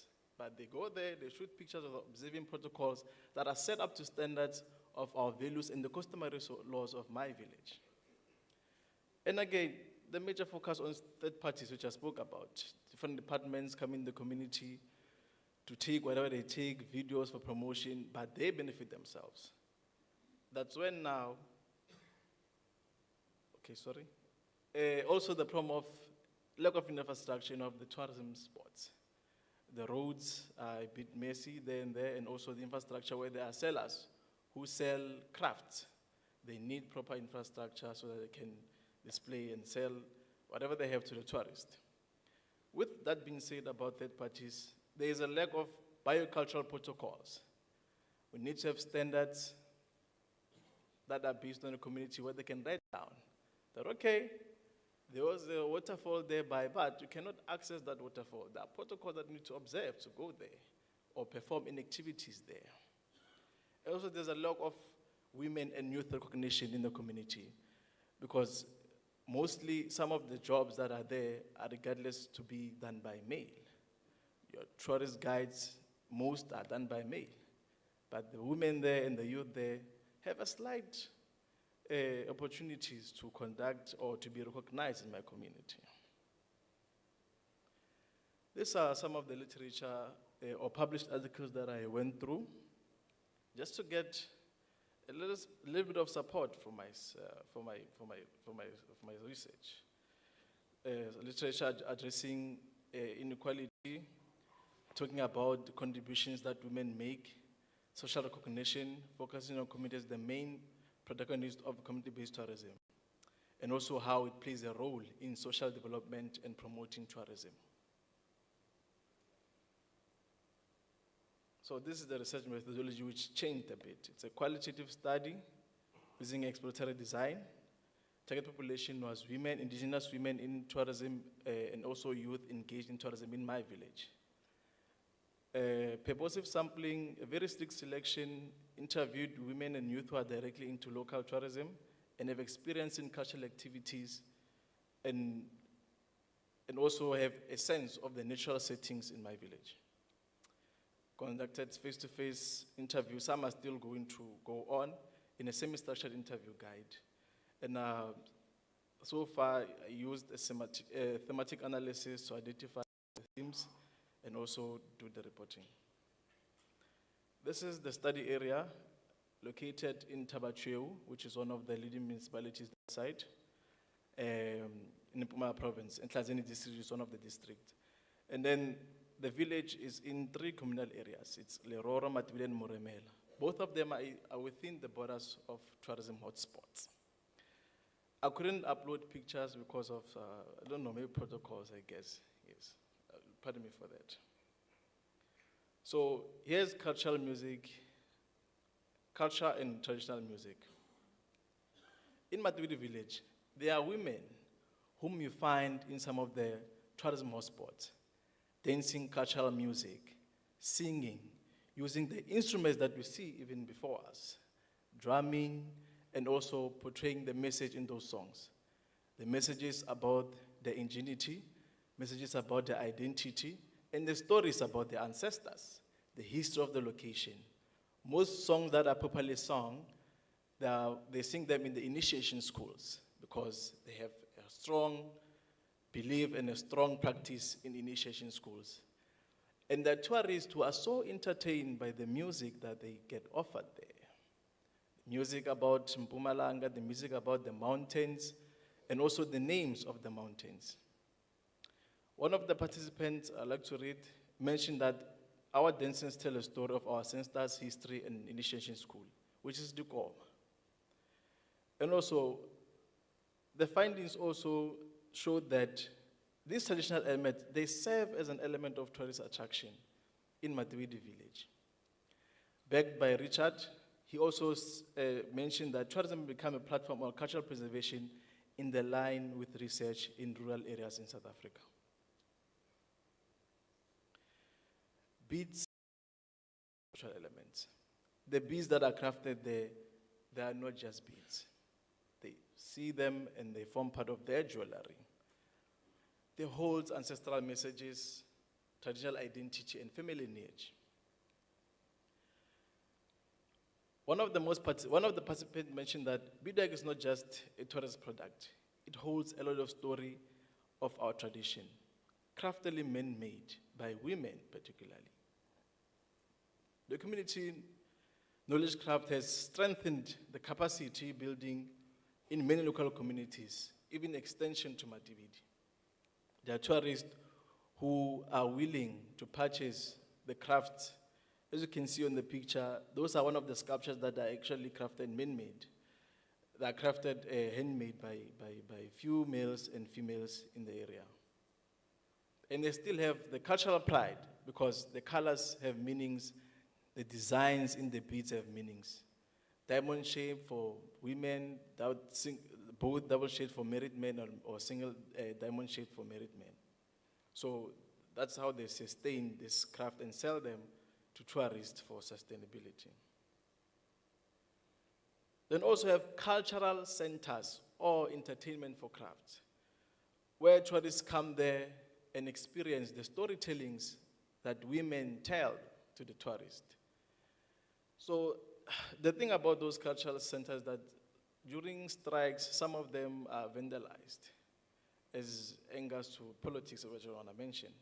But it serves as a space for community for integrational learning in terms of how our history in Matuidi is on. Backed by scholars in the findings, they share the same sentiment that community events are the fertile opportunities for transcending tourist, local, and having conversation with from outside the region. When even the location of they are in a very, very beautiful side view, just that I couldn't upload the pictures, which is my bad, sorry. So, about the BCP that I mentioned, there are some water resources, our rivers, our lakes, and waterfalls that could play a role in advancing tourism, development, and reducing poverty. But some of these recreational sites are part of the eco-tourist and wellness on the natural sites. But some of them you cannot just access and go and take pictures because they need observations, they need protocols, they need to be respected. There are rituals that you have to perform before going to that place.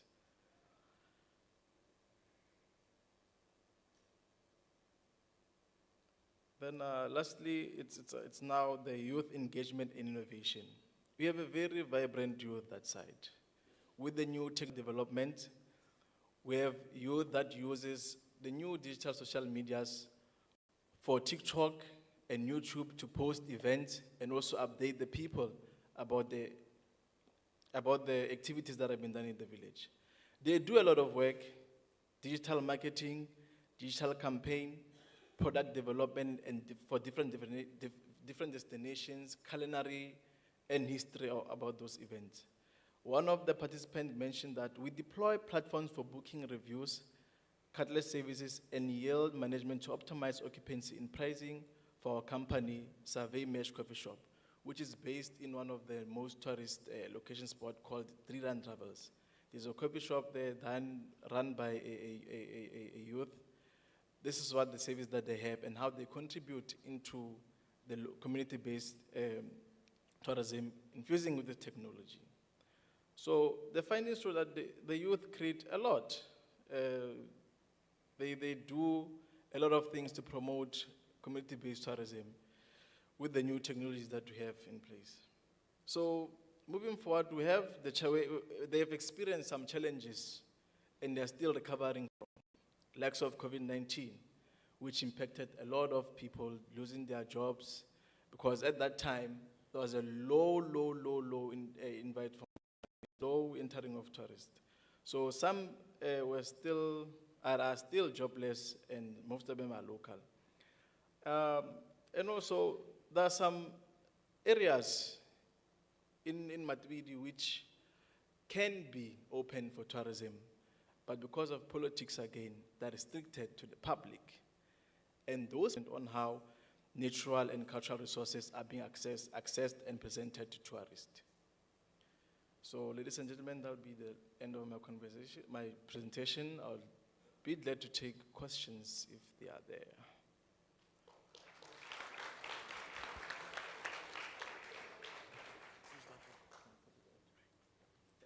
Thank you very much. We will allow if there's one burning question or comment in the interest of time.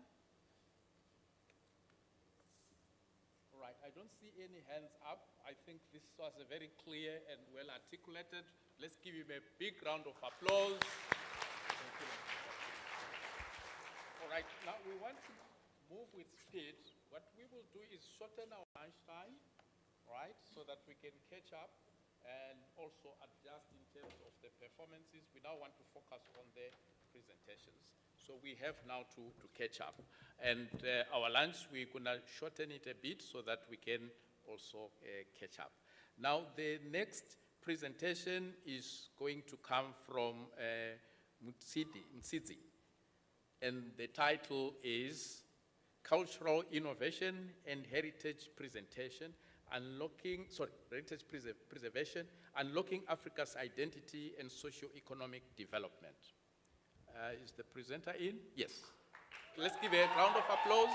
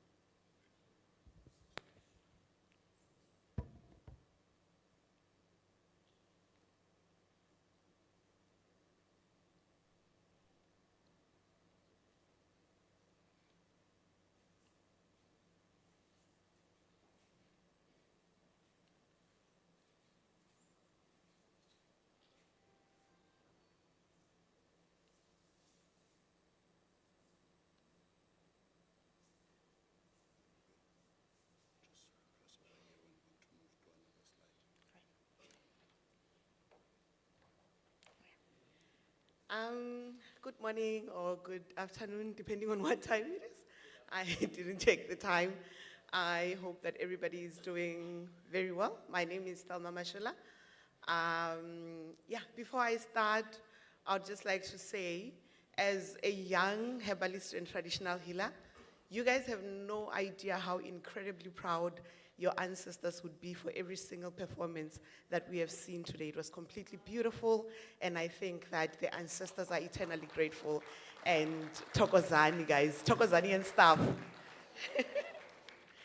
All right, let's get into the business of the day.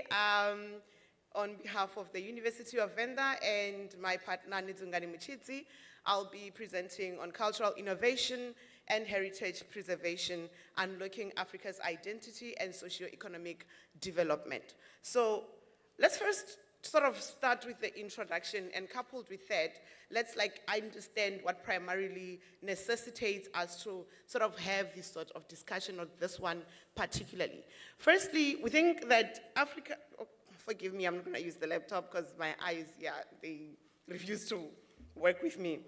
African cultural heritage embodies collective wisdom, spirituality, and creativity that binds communities and generation. I think that this is particularly proven by our presence here today as different communities, as different people, and showcasing different creativities from all over different countries and different societies as a whole. But particularly then, we need to understand that in as much as this could be a beautiful thing, there is one or two things that could threaten these sort of creativities or these sort of showcasings. We think, firstly, the idea that globalization exists, and secondly, the need to preserve heritage or cultural heritage and traditions in and of themselves. And we need to then explain why necessarily would these two things harm each other in the absence of preserving Africa's identity, and also trying to make sure that in the same breath we move forward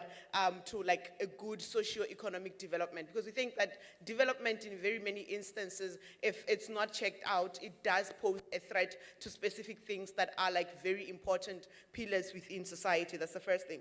I think that we've explained the first one. Secondly, it encompasses both tangible elements and the intangible elements. We've seen the intangible, we have seen the tangible elements then of what our heritage is, and primarily what it seeks to present us as in society. But factors, like I did say, of globalization, conflict, climate change pose a serious threat to the within Africa. We think things such as conflict lead to displacement of communities, and with displacement of communities, we often find ourselves with communities that then lose their cultures, their traditions, and their norms. We think then it is quite vital that we find suitable solutions to these problems to ensure that we have an African community that is still rooted deeply within its identity. And the integration of cultural innovation in indigenous knowledge systems is essential for safeguarding heritage and fostering socio-economic progress.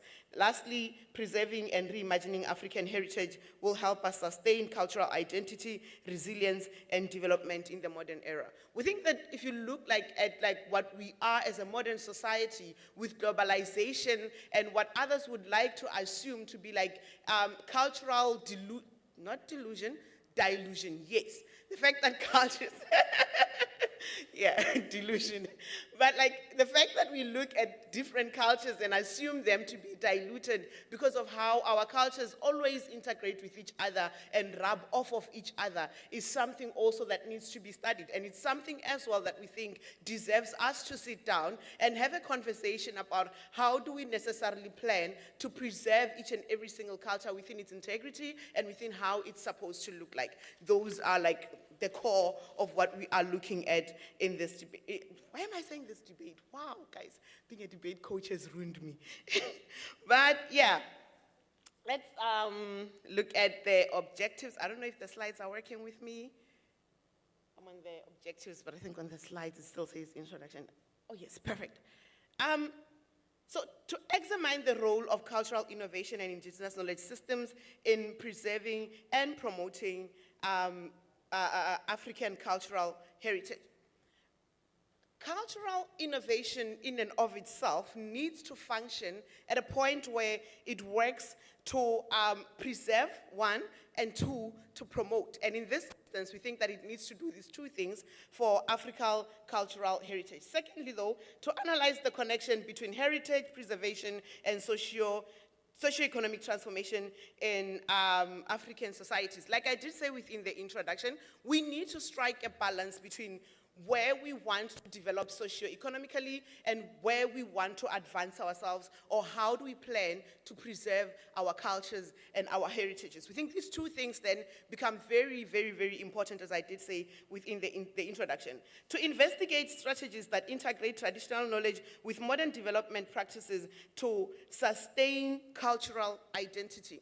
This is very important because I think currently, if you look at like how we have conversations about culture and heritage and so forth and so on, I think those that might, to some extent, identify as like extreme Pan-Africans, I'd say extreme because like, you know, yeah, current conversations happening around this topic is always that there is a form of maybe, I would say, soft colonization where others claim that, you know, other cultures are taking over other cultures in a soft form. And one would be like, but in what way? I think you look at social media, and I think at my table earlier on, we were also talking about it as well, to say that there's even an inappropriate dressing in terms of like when we want to dress ourselves within culture, and slowly but surely appropriating each other's culture and so forth and so on, and also leading to the same issue that I had said in the first place, to say that cultures are getting diluted. And so at the end of the day, we need to strike a balance there and also figure out how do we sustain each culture's integrity, and also how do we best promote it to the rest of the world.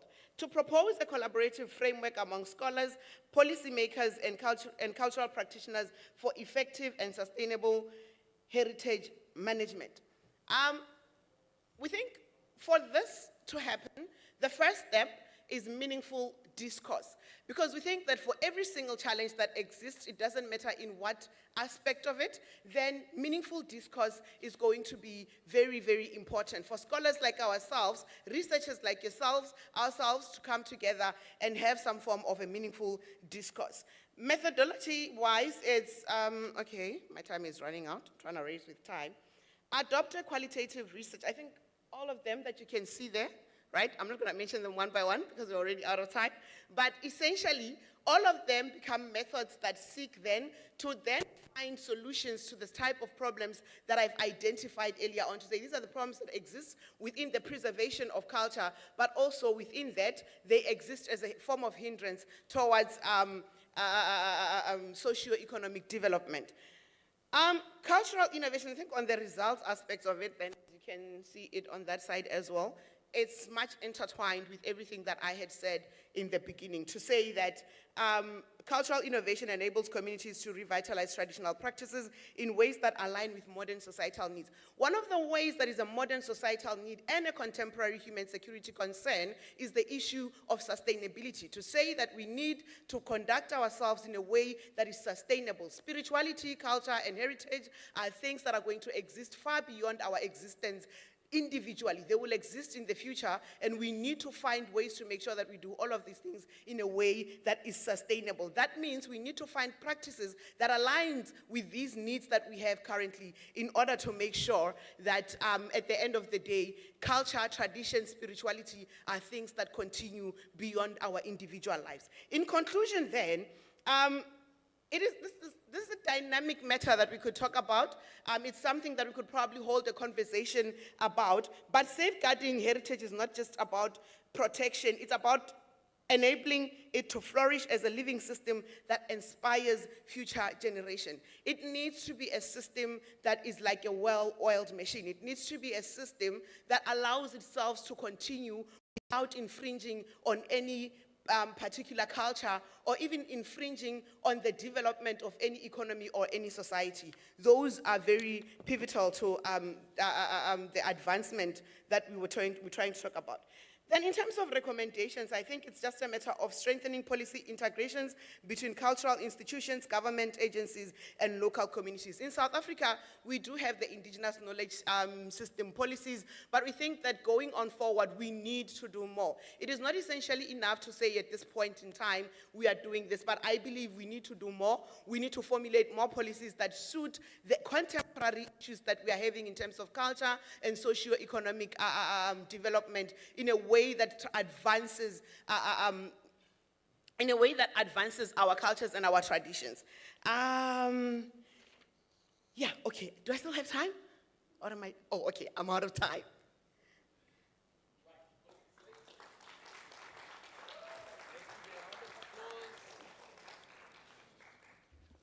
We will allow one or two burning questions.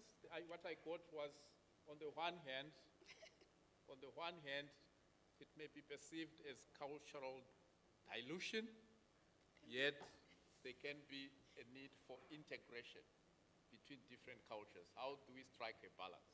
That's a very important question. You can't then say you don't want to integrate with other cultures or to learn from other cultures, but does that equate to dilution of your own culture? Okay, any question, comments regarding this topic?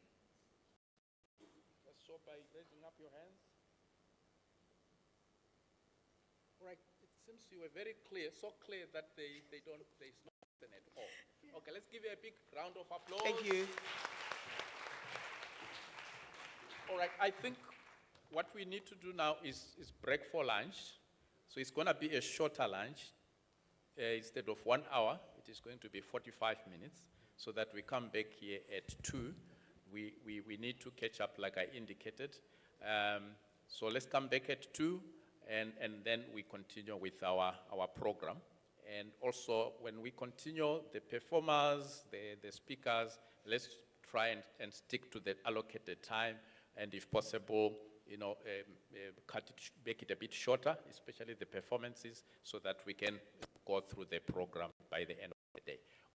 Let's enjoy your lunch. I think you all received your tickets for lunch, right? So please don't lose those tickets, because they're at the hotel. You produce your ticket and they'll allow you to go into the restaurant. Bon appetit.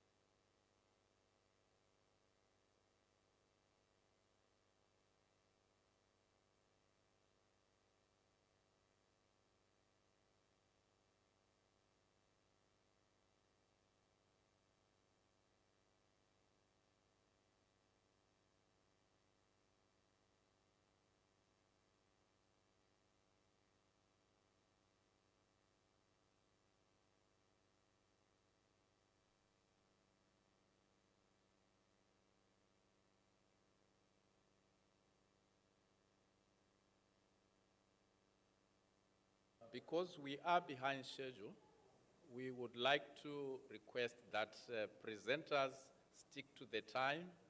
Let's focus on the message that you want to put across, so that we don't spend a lot of time on the background, the literature review, because it's already published. It's already in the public domain. We want new knowledge, new ideas. So let's focus on those rather than focusing on the literature review and other aspects of your research. Let's go straight to the main point so that there is time, for us to complete the program, but also to discuss some of the issues. And the performers also, we are going to request you to, reduce your performances, because I know you always want to do it in sets of 2, 3, at a time. So we will have to reduce the number of performances per group. Then at the end, we can then focus on, just entertaining ourselves and, having the performances. So we're going to push the performances to the end so that we can now just focus and enjoy the different cultural, dances. For now, let's focus on the academic papers, on the presentations.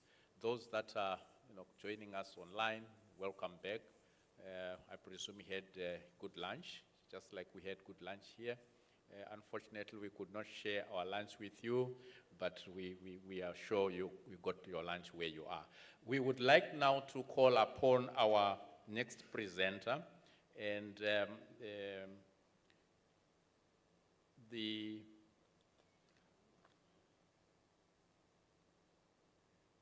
our next presenter is Dr. P. Warinda, and her presentation is entitled Community-Based Cultural Tourism as a Driver of Inclusive Economic Growth, Opportunities, Challenges, and Pathways to Sustainability. Colleagues, let's welcome Dr. Warinda.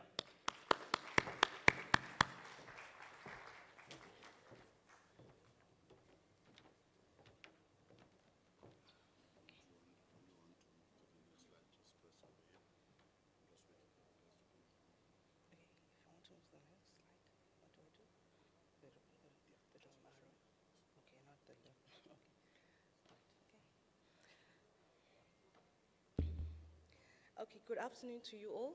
I am P. Warinda from the University of Zimbabwe, and I'll be presenting on community-based cultural tourism as a driver of inclusive economic growth in Zimbabwe, looking at the opportunities, challenges, and pathways to sustainability.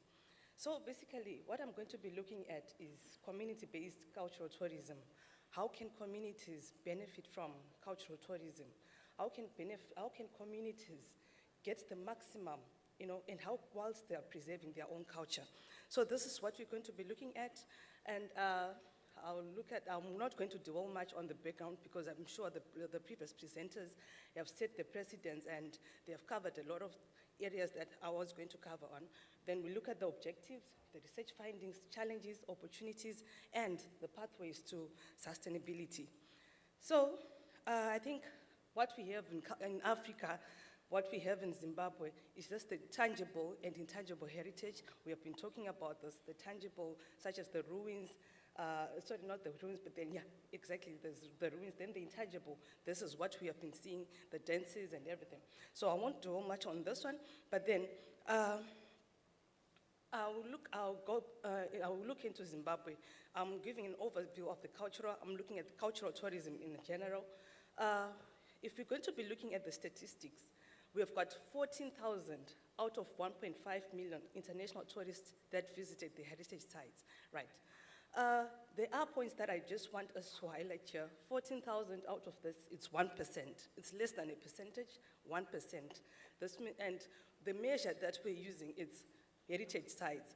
But then if you're going to look down there, what we have in Zimbabwe, we've got heritage sites, we have got vibrant arts, we have got cultural products. So one of the things that we noticed that we in Zimbabwe, we are not being able, I think Nisha talked a little bit about it, we are not being able to account for the intangible cultural heritage. unfortunately, this is where most of the culture is. Because culture, we're saying, these are some of the things, oh, this is our lifestyle. This is what we do on a daily basis. This is what we live with. So we can actually, capitalize on whatever that we do on a daily basis. I'm from the tourism industry, and what we do or what we teach is what we do on a daily basis. The rooms division, the cleaning, the welcoming of guests, the hospitality, everything. It's what we do on a daily basis. So we are saying, how can communities capitalize on what they do, what they do on a daily basis, their lifestyles? How can they make money from it? How can they, cover a lot of, the economic gaps and make cultural tourism a livelihood? So there are challenges. I think they're all common in Africa and in Zimbabwe. The rural infrastructure, we've got weak marketing. I'll talk about weak marketing. I'm sure that some of those, they have talked about the rural, the passive, and the like. But then I'll talk about the weak marketing. When we are referring to marketing, we are looking at the package, the whole package, not just advertising or probably making our product known. But then it's about knowing which products should we include in our cultural tourism product. Which products should we package? Are we going to package the ruins only? But then after just the ruins, someone is going to visit the Zimbabwe ruins. What else are they? Are there any supporting activities? What are communities doing? What are they also providing so that they can also fit into this? But then if you look at the statistics that I gave, they are not accounted for. And probably, what are they doing? Is there anything that is being done on the ground? Or communities are just sitting back with their culture, with something that is of value, but then doing nothing about it? I love, if I'm going to be referring to the current days or the generation that we are in, everything is content. And probably after this presentation, I can just present and get followers and make money from it. But then what are people in the rural areas doing? What are the people with rich culture and heritage, with knowledge, what are they doing to ensure that we preserve this culture? Right. So, what are the opportunities? I think those are clear. The heritage circuits, festivals, and then the community-based tourism, craft, and exports.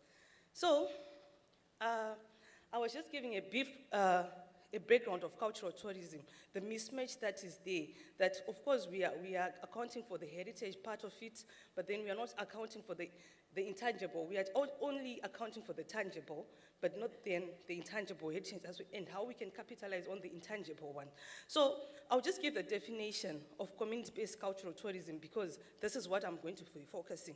What is it? It's something that is owned. It is cultural tourism. It's a form of cultural tourism, but however, it's owned and controlled and managed by the local communities with the purpose of enabling the residents to preserve their culture, to present their culture and heritage to visitors while obtaining direct economic benefits. So, I'll move straight to the research problem. One of my research, in fact, my research problem is we have got rich cultural heritage, and it has got potential. It has got potential to bring, if you're going to be looking at the statistics, I didn't give a background of the amount of money that we're going to get from, that we are getting from heritage tourism. But then some of it, most of it, in fact, is not being accounted for. But then there is actually potential. But then what's really happening on the ground? Are communities at the grassroots getting any benefits from that? If they perform, if they dance, if they, whatever they're getting, are they getting the real value? Or there are the actors in between that are really, getting the greater part of the share or the lion's share. So what the major research aim was to examine what are the tourism products that we have, or what are the cultural products that, whatever they are doing now, what can we package into something that can be, what we can promote in something that can be of economic value to the rural areas, not just looking at or to the communities and not looking at the nation as a whole. So the objectives were to identify the community-driven cultural assets, to identify the challenges, opportunities, and strategies for sustainable community-based tourism. The methodology was I was using a qualitative study, and the case studies that were used were the Korikori Cultural Village, the Ndau, and the Kwedu Village. These are not the common village, cultural heritage or cultural tourism sites that you know. They're not very common. But then there is tourism that is happening there. There are visitors that are coming there. But then, I had to choose these because they are not very common, and they've got some things that are, like for example, the Kore, it represents, it's just a village where it's just it's a rural setup, one family, and not a family as such, but then it's just the community that hosts people at this village. So they show off, they showcase their lifestyles, how they process their food, how they live, the herbs, and yeah, quite a number of things, how they welcome visitors. It's more like an educational village where we are going in there and learning. Then now they concentrate on dances. They've got the herbs, of course, but then they are concentrating on the dances. Then we've got the Kwedu village. This one is a bit unique because it's the whole community that is prepared. There's a whole community that is prepared to welcome visitors into their homes as a homestays. Right now we are here. We are using the accommodation that we believe is the best, the hotel and the like. But then in the Kwedu village, they have got the homestays here, where they have to live in just a rural family. They live there. They become part of the family. It's participative. They are not just passive observers. The tourists are not just observing, but then they are actually participating and being part of the. So these are the main different, maybe the criteria that I chose for the sites that So straight to the research findings, what is it that I found out? So for community-based cultural tourism, like what I said, it should be owned. It should be owned. Please mark, it should be owned and managed by the communities. But however, it's still in its developmental stages, and you find out that the communities are not the initiators.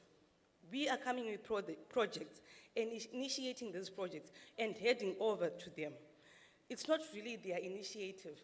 Yeah, they, of course, as institutions, we're trying to work with them, trying to help them see a clear picture of probably the potential benefits and everything. But then one thing that we saw is, or probably one thing that I identified in all of these projects is they are still at their development projects, at their development stages, and they are located, strategically located.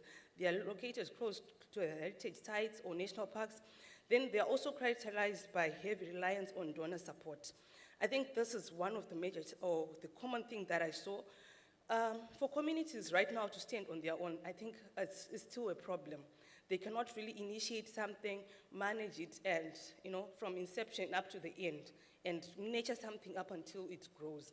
It's still a challenge, and I think this is one of the things that I'll talk about maybe as a pathway to sustainability. Then there's also limited rural infrastructure. We have also limited marketing, then inadequate business capacity. When we talk about inadequate business capacity, we are only just saying, do they have a business eye? Can you transform whatever you're doing into a business?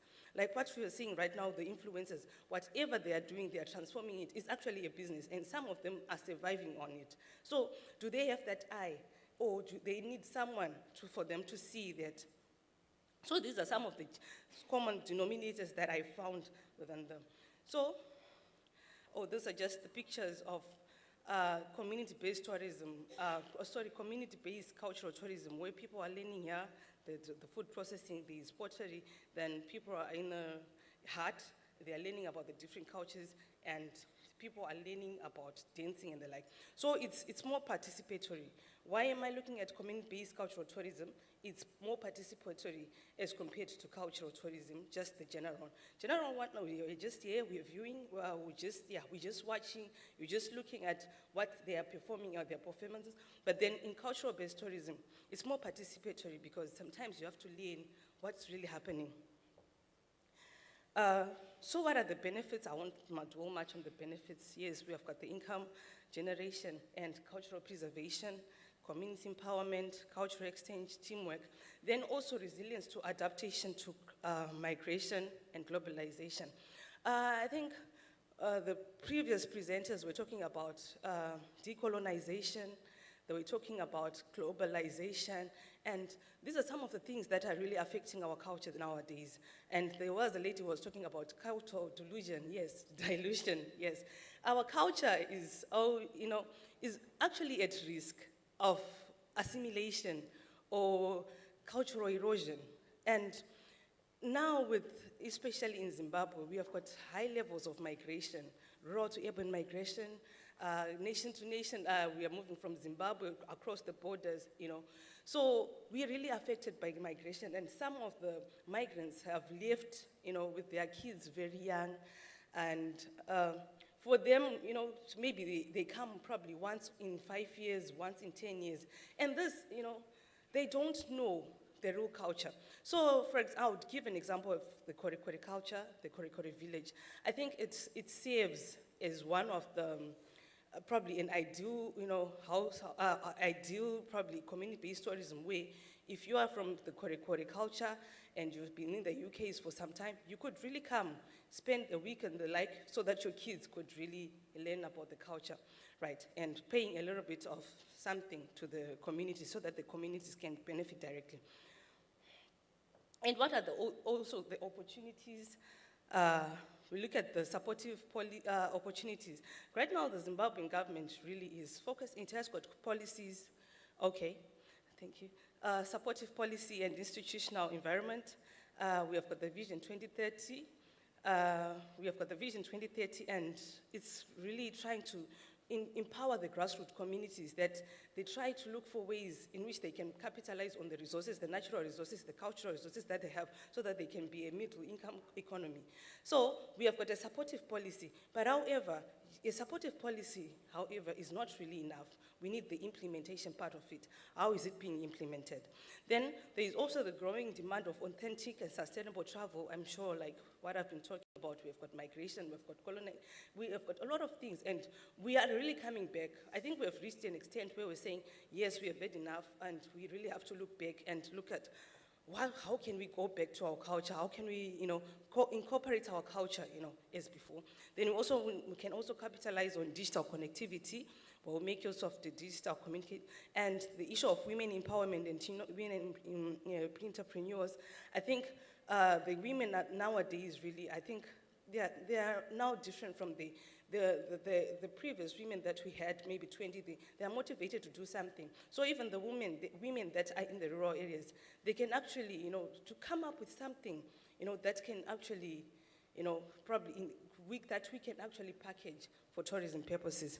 Then the return migration, I talked about it. Then for those who are also in the diaspora, you find that they are now investing in their rural homes, and it's actually an opportunity, because we were talking about the weak infrastructure, and these ones are strengthening the infrastructure.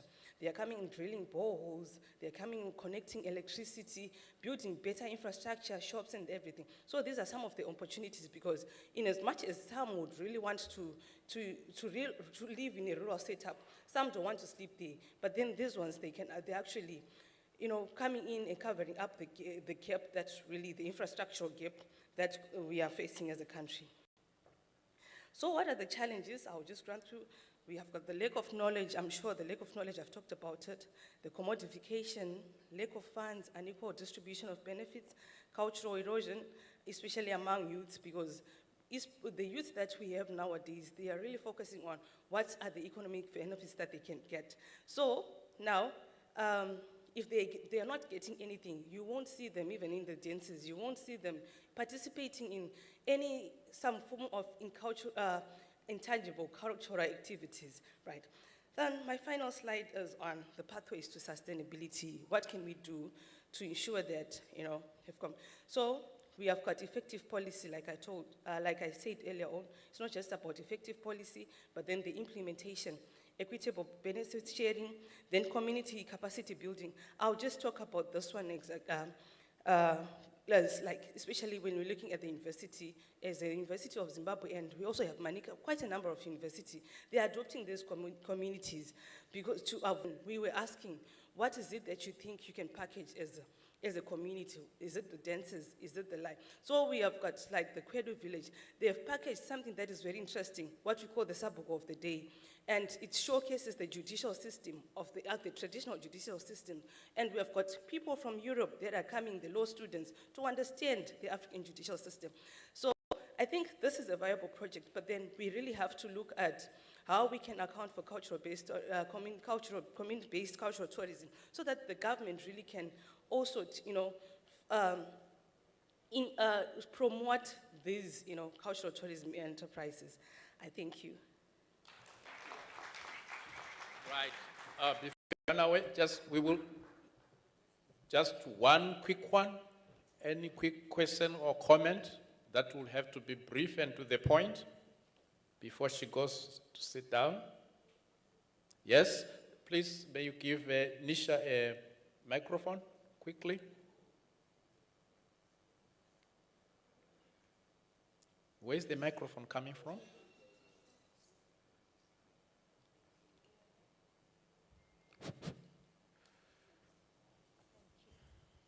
Thank you very much for that presentation. And the comments that I'm not long, but probably will cover all three presenters so far. One, I think what I'm hearing in the conversations is there is a degree of underestimation of domestic tourism. You know, you refer to diaspora, which is a good starting point.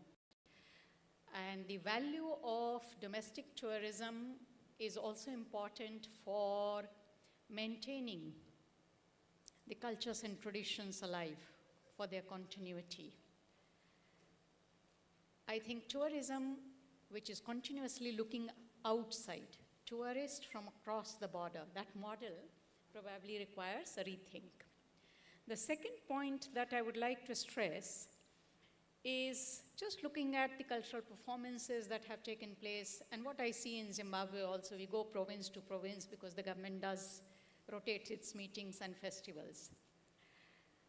But we do not see any organized initiative that brings together tourism authorities, practitioners, artists, and tour operators who would plan, who would look at what is the value of festivals. For, as UNESCO, we have done an assessment of economic value of cultural festivals. It's the preliminary one.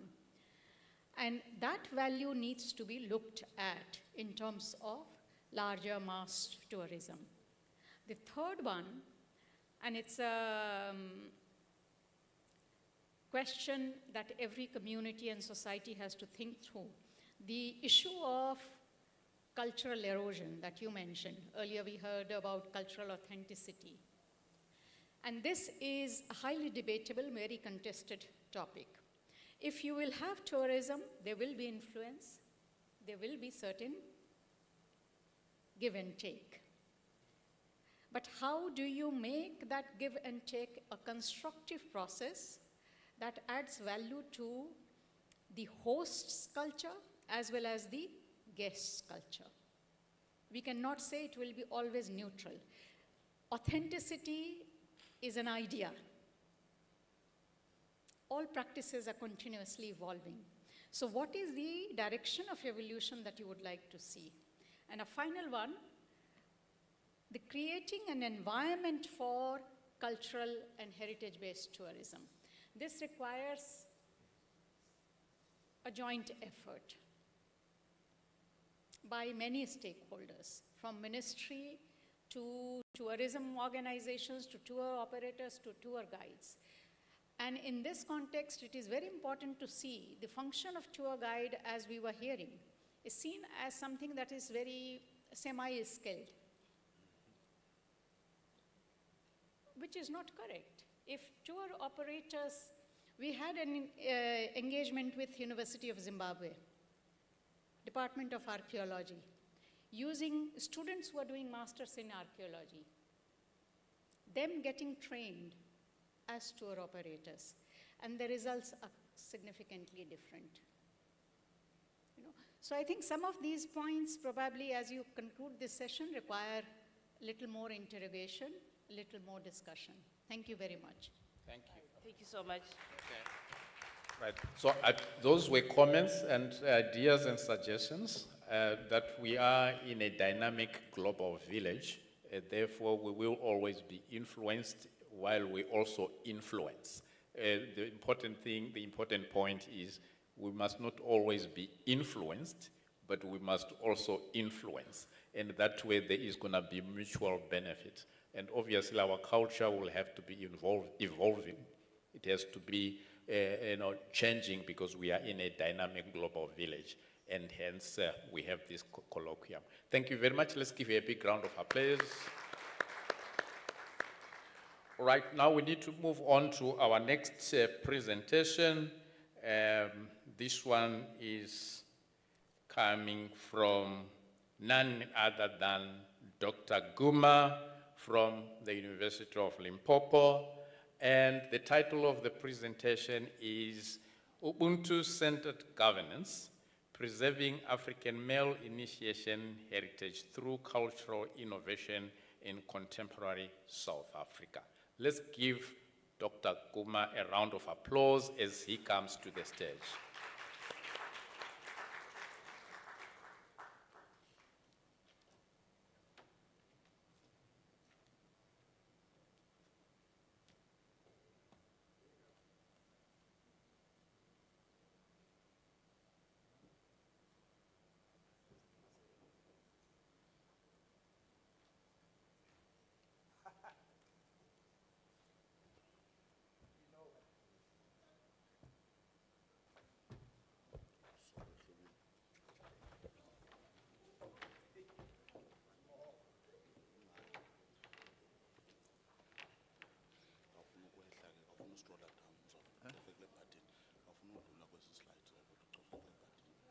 Okay.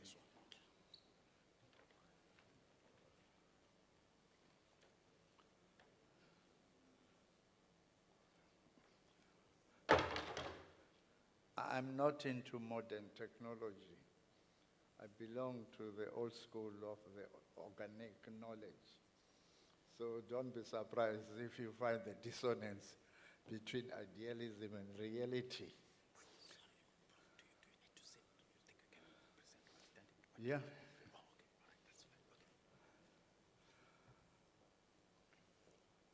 Briefly, this presentation is based on my life experience, which has led me to be what I am today. And in terms of doing research and influencing the policies that are being conducted in the Western Cape and in South Africa at large.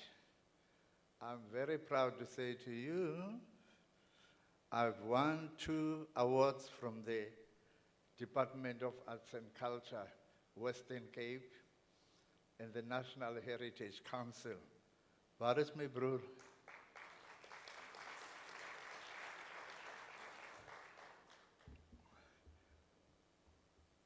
And I can't help that I will always speak the subcultural language in between and do not feel that I'm undermining the standard or the value of our, excuse me, it's in me, bro.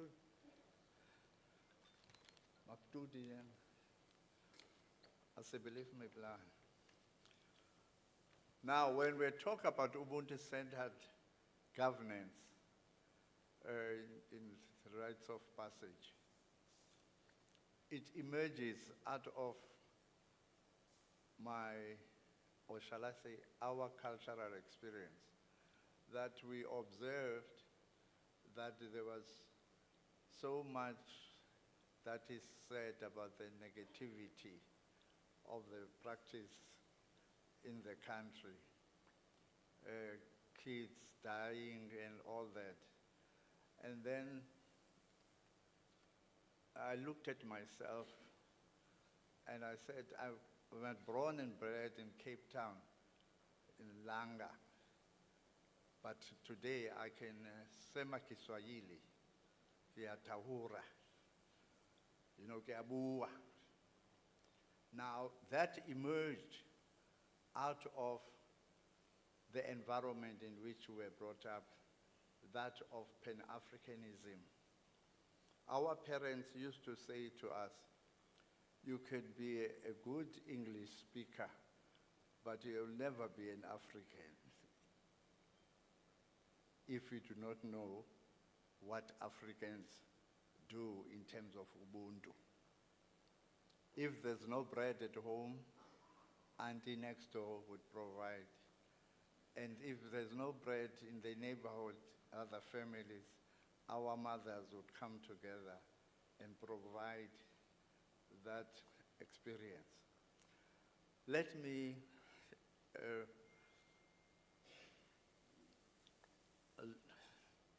it's very touching. My friend, how do you?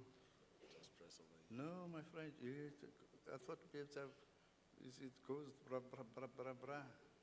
Yes, it's like this. Then you read from the side. Here's the introduction. Yeah. Yes. Dit kan nie so visie mijn broer man. Vis must go one bam bam bam in a symmetrical way so that I don't get confused. Okay.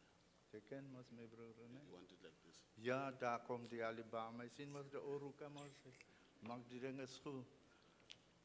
Weet je, Ubuntu-centered governance, preserving African male initiation,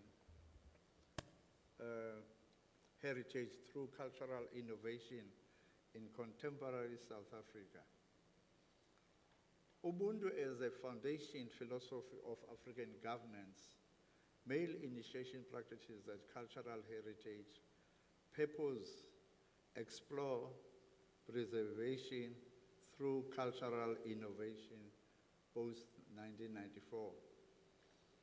Now, before 1994, under inverted commas, we don't say there was a break, but in terms of the values that were transmitted and so on, we had a challenge in terms of the cultural spaces. That is where we can run the initiation schools without being interrupted, under inverted commas, by the state laws and so on that are based on the apartheid system. So we're looking at if in town planning we have cultural spaces for churches, sports grounds, and so on. Why don't we have cultural spaces that are designated for the rites of passage so that we don't move from one place to another because of the developments that are taking place? Daar komt Alabama, my bro. Because I can't. That now, then when we look at the philosophy that informs the rites of passage, it has to do with nation building. Whatsoever, with nation building. As I've shared with you, I learned a lot during the time of my rite of passage. I went through in 1969 when I was doing my Standard 10. I was away from home for 3 months. And when I came back, I could speak Sesotho, understand Sesotho. And I wrote Sotho names and history when I became an academic about the rites of passage. Now, community-based initiation schools, what we refer to IBOMA, strong role of traditional leaders and elders, secrecy, what they refer to the esoteric knowledge, discipline, and communal mentorship, challenges during colonial and apartheid governance. That now we're separated in terms of the spaces where we're supposed to run the initiation schools. Indigenously, I don't want to use the term traditionally, indigenously, in every village, there are areas that were set for the rites of passage. From the time the kids were young, they were taught ingoma, which means songs and so on. Songs away from home when they are in the field doing cattle When you look at the cattle and so on, you're taught ingoma, you know. And when you come back at home, you find that those ngomas are not sung here at home. They are sung where you are going to do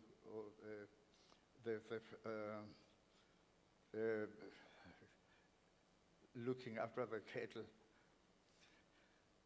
Now, we found that there were Xhosa, Sotho, Zulu, variety. Some they include a circumcision, some they do not include circumcision, but the values that are taught are similar throughout in terms of nation building. The value of Ubuntu, that your body is not your body. Your body belongs to the family, to the society, and so on. So you'll find that there is the integration of the various elements of what embodies you. You know, you have to learn how to look after cattle. You have to learn how to look after your body accordingly, you know, as you develop biologically and otherwise. Excuse me. Fortunately, after 1994, there were transformations in terms of constitutional protection of cultural rights, legal frameworks of initiation, safety and health, emergence of commercialization and safety concerns, growing tensions between traditional and modernity. Yes, because in terms of modernity, was that now where the young men were to go through, but they had to ask for land from the farmers and so on, and where they were culturally they've been running in the mountains, then you get the private organization buying the land, and then the families and society no longer have places where they can run their schools. And this is where we in the Western Cape, we made it possible that we have areas that are set aside for initiation rites, like in Worcester, Knysna, and all those areas, so that the running of the initiation schools is protected by all means. Proven practices and rising challenges, collaboration between traditional leaders and government. You know, this question of you belong to the Xhosa or homeland, you don't belong here. It was a challenge, but we have to overcome that. Inclusion of cultural, education, health, professionals, ongoing erosion.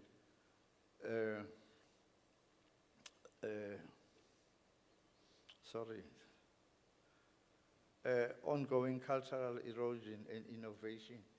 Now, I'm proud to say that through my research, I've been able to persuade the government to have what we refer to as the customary rites of passage program in terms of initiation schools. I think, Prof, do you remember when that act was made? Was it made in 2007 or 2004? Can't remember. Okay, it was based on that after we have conducted research. Okay.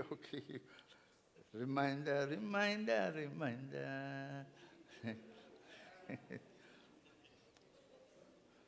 Where is this signal? My friend. Mti, where are you? Let's move, let's move. Let's move down. Yeah. The scene was the thing with, Let's go over here. yeah. Okay. Now, the use of technology, preserving through cultural innovation, right? The use of technology for safe initiation practices, cultural education in schools and communities, documenting oral histories and practices, partnerships with the UNESCO and heritage institutions. My brother, now, move it down. Now, we're recommending to enable local communities and other stakeholders to better understand, articulate, and act on the challenges raised by initiation practices and its historical role in contemporary South African society. To institutionalize a planning process in which communities are involved in decision-making and intervention design so that implementation of health policies reflect locally defined recommendations.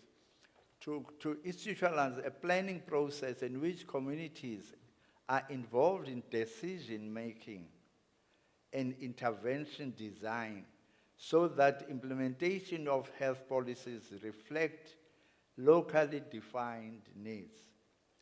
To strengthen individual institutions by encouraging a structure in which needs are identified at local levels and in which assistance provided by government departments most effectively support local initiatives in addressing the needs of the safe running of initiation schools in South Africa.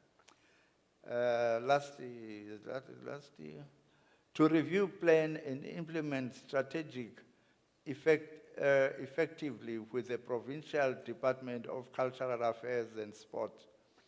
Now, culture and heritage resource management services and other stakeholders to build capacity in community-based systems of sustaining care and support of our vulnerable initiates and families, and environment in which the cultural practices are conducted nationally and worldwide. I hope this is the last one. To bridging the period divide. In other words, how to establish that a reciprocal link between under inverted biomedicine and cultural practices.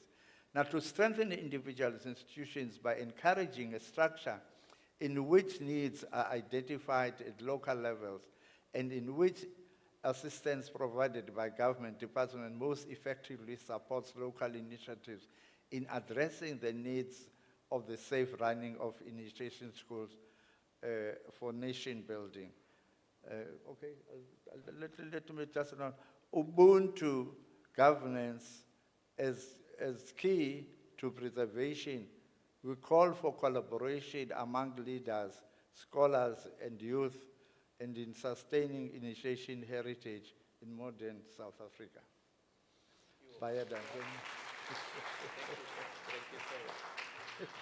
All right, let's clap our hands again for Dr. Guma.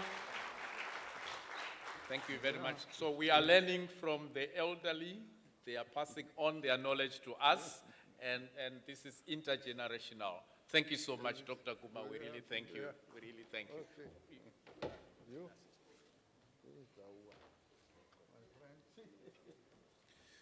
All right, colleagues, I think we need to move on and call upon our next presenter, and this is Dr. Gertrude Abba from Ghana, yes.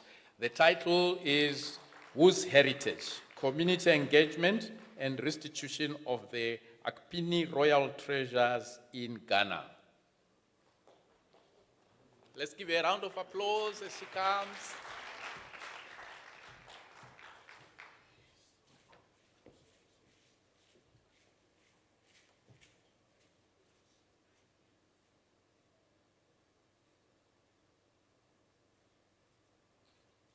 Thank you may I use this opportunity to say a very big thank you to the organizers for bringing us all the way from Ghana to join you here in South Africa.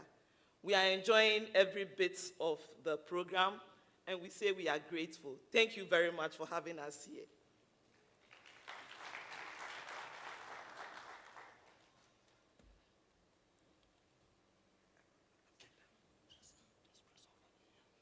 Okay. So as I've already been introduced, I'm from University of Ghana.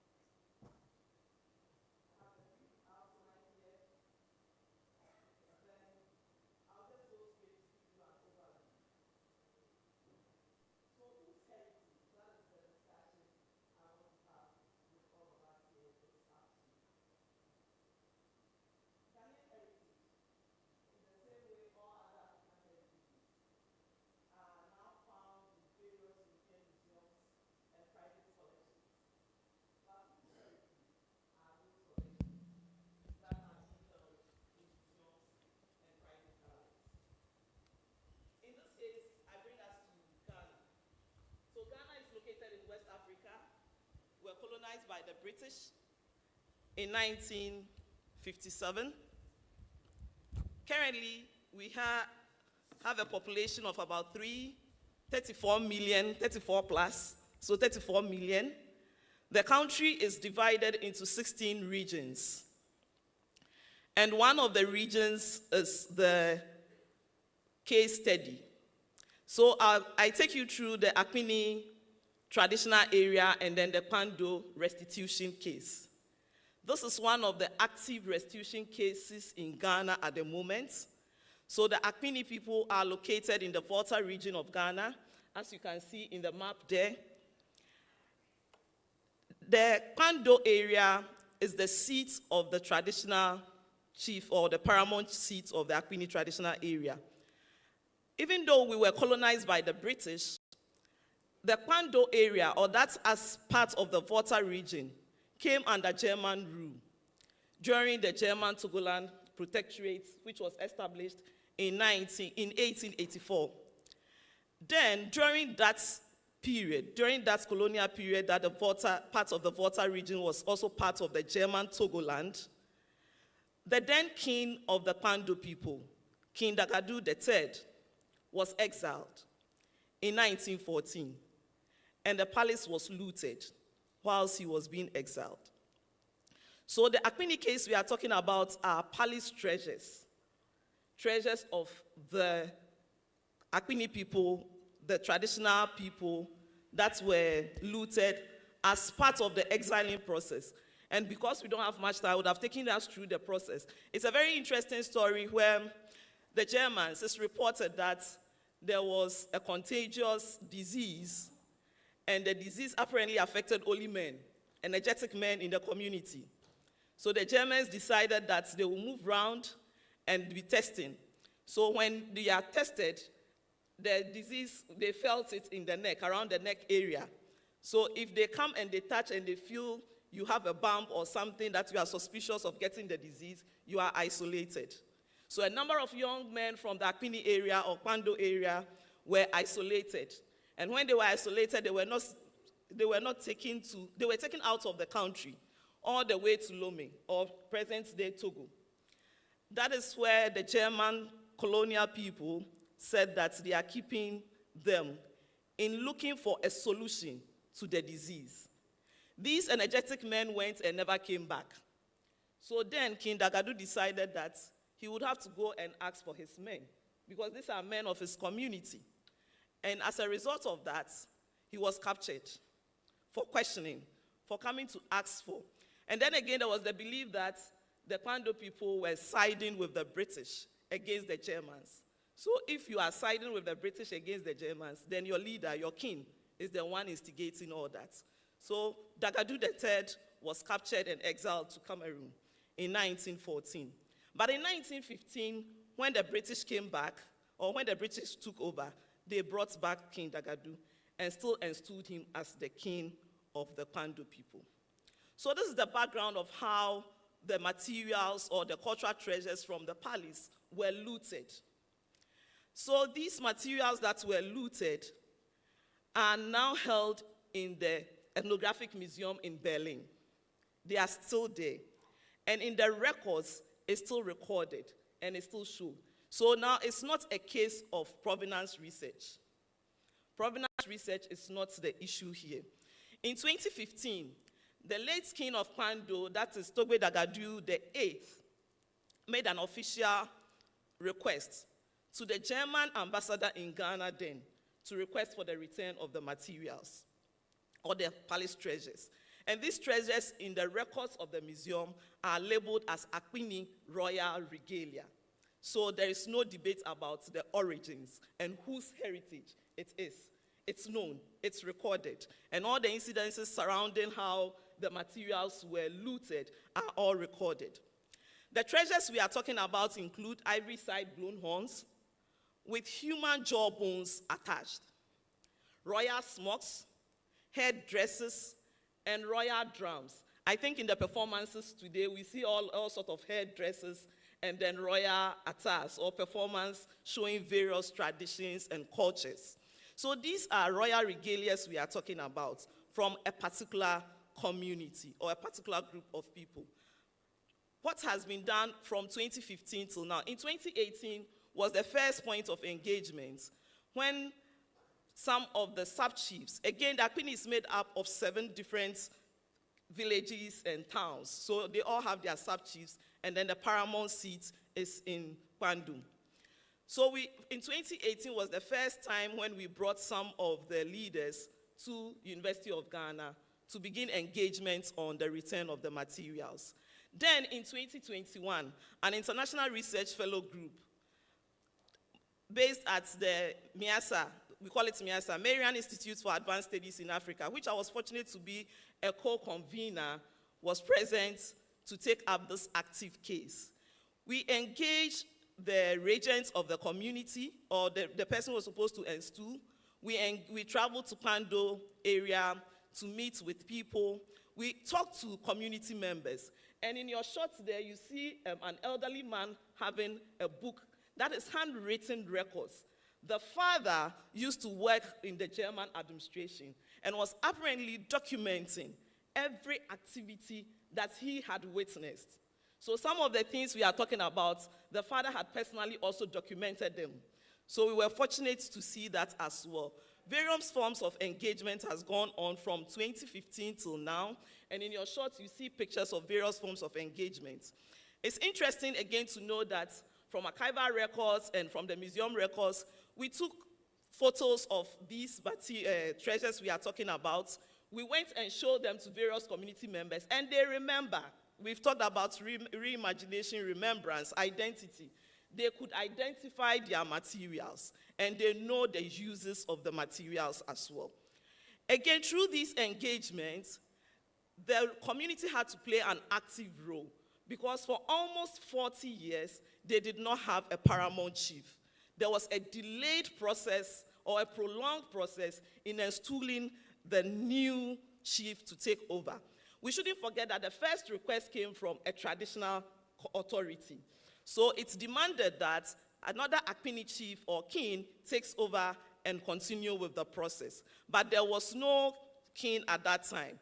In 2022, after the various forms of engagement, intensive engagement with the community, they decided to install a new paramount chief.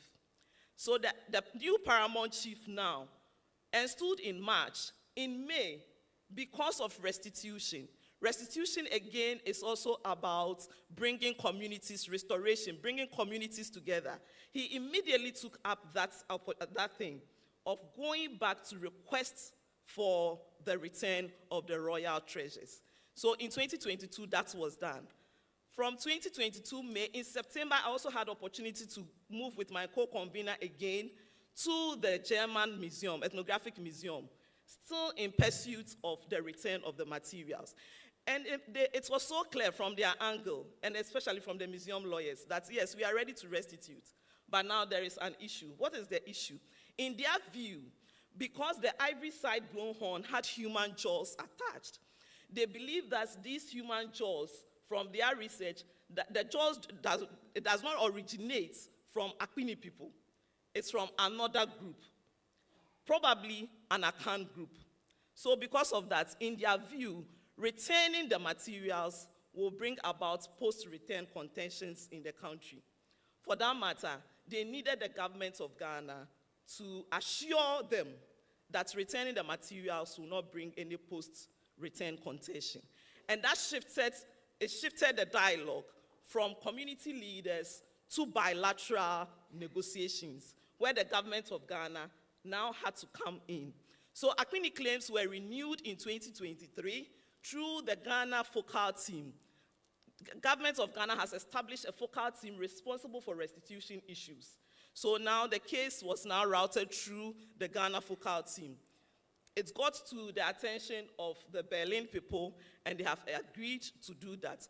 So the chiefs and elders have also visited to see the treasures in the museum, and now the Germans are ready to return, all as a result of the active involvement of the community people. So whose heritage is it now? Is it Akwini, or because it has become bilateral, the entire Ghanaian community? Indeed, it is an Akwini royal treasures. And for that matter, the community members are specific on their request. Their request is that the treasures can return to the country, but the final destination should be the palace. Ladies and gentlemen, Akwini royal regalia are expected to be retained. Thank you very much.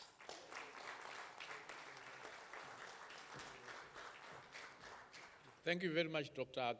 Abba. So this is an example of tangible heritage, right? We were witnessed intangible heritage, but we're talking about tangible heritage. And it happens to be far, far away from Ghana. And I'm glad that there is some kind of an answer now to the question that she posed. What's the answer? Who is the owner of the tangible heritage? I want to hear it from you. Is it Akwini? It is the Akwini people. Do we agree? Yes, so there is agreement. Thank you very much, Dr. Abba. So this colloquium has solved a very important problem, and we are in support of, the return of the tangible heritage to the Akwini people. Of course, the government will facilitate and ensure the heritage is returned to the Akwini people, but the Akwini people are the owners of the heritage. Ladies and gentlemen, we want to move on to the next presentation. This one is from Lavmo Chindoti. He is from the University of Fort Hare, right? So he is hosting you. And the title of the presentation is From the Past to the Future, and Safeguarding Africa's Living Traditions. We need to safeguard them, especially the tangible heritage, because we've just heard from the previous presenter that tangible heritage ended up being far away, miles and miles away from their home. So we need to be sure that we safeguard our traditions. Lavmo, the floor is yours.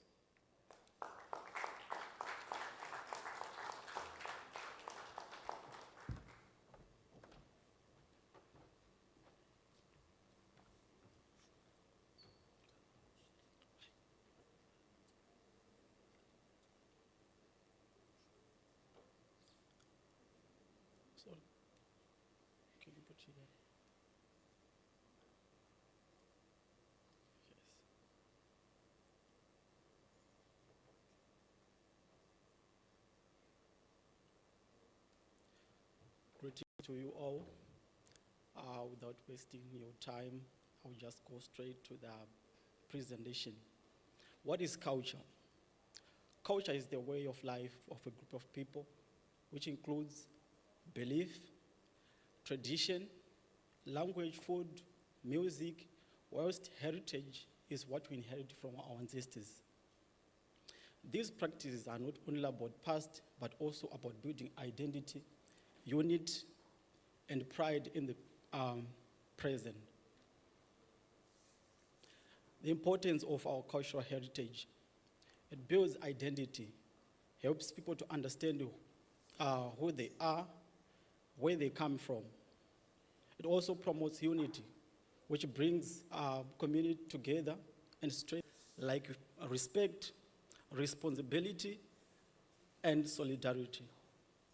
It also provides education, passes down knowledge, skills, and wisdom through generation. It also supports economic growth. For example, culture it generates income through crafts, creates industry and cultural tourism.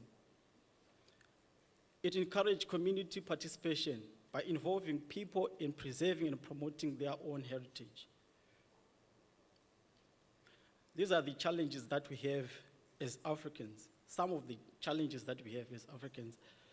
Urbanization and migration, separating people from their roots, cultural, foreign cultures, lifestyle.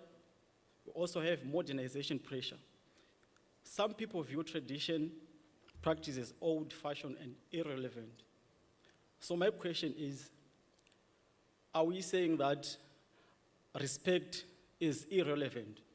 Are we saying that communication within the community is irrelevant? Are we saying that our moral values as Africans are irrelevant? Lack of respect and cooperation between old and new generation. If you don't respect yourself, how can you respect another person? Erosion of tradition, erosion of oral tradition. Young people prefer online communication instead of face-to-face storytelling and teaching. There's also an example. You cannot compare online dating and face-to-face. It's totally different. There's also politics in the community and family, dispute about tradition, inheritance, and responsibility. Who is going to benefit this? Favoritism or unfair treatment of certain people. We'll also have another example here in South Africa. Xhosa people versus Zulu people, tribalism. In Zimbabwe, for example, Ndebele people and Shona people. But we are all Africans. We need to unite, we need to work together. Favoritism, okay, I'll explain this one. Local leaders using their position for personal gain rather than the community. Dispute among tribes. These are the ways to keep culture and heritage alive. Use of social media and digital platforms to share cultural stories. We are witnessing this on social media like Instagram, Facebook, that some of our parents, they are exposing themselves because of content. So the question is, what are we going to say to new generation? What message are we sending to the whole world? Another way is recording traditional songs, dances, and languages for future generation. Teach culture and heritage in schools. Support young people to learn tradition skills from elders. Promote African fashion, music, and art globally. The use of film and documentaries to tell stories. We have example of Nigerians, they act African movies, even here in South Africa, I think the whole continent. Promote unity instead of dispute. We'll also work as a teamwork across generation and fields by promoting respect and cooperation between old and new generation. Learn from each other and build unity. With the rise of digital tools, African heritage can now be documented, stored, and shared globally. Build partnership between schools, museums, and cultural groups. Encourage universities to research and promote African heritage. Support local craft, fashion, and food tradition.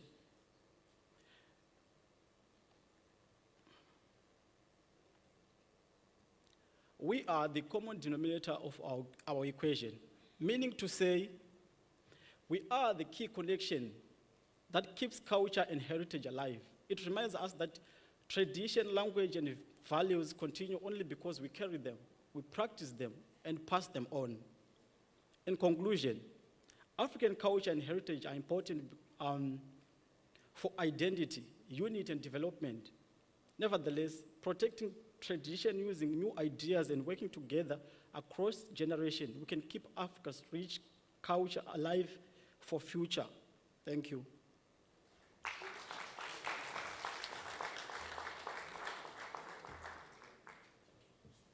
Right.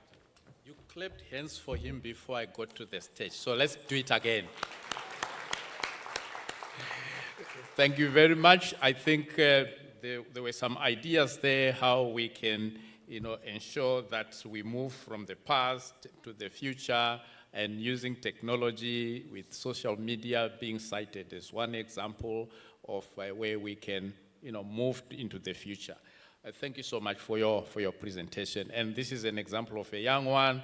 I think he's a master's student who is also presenting with the experienced presenters. So we are making sure that there is that mixing of, age groups, so that we don't have just the experience. We've got those that will learn from those that are seasoned.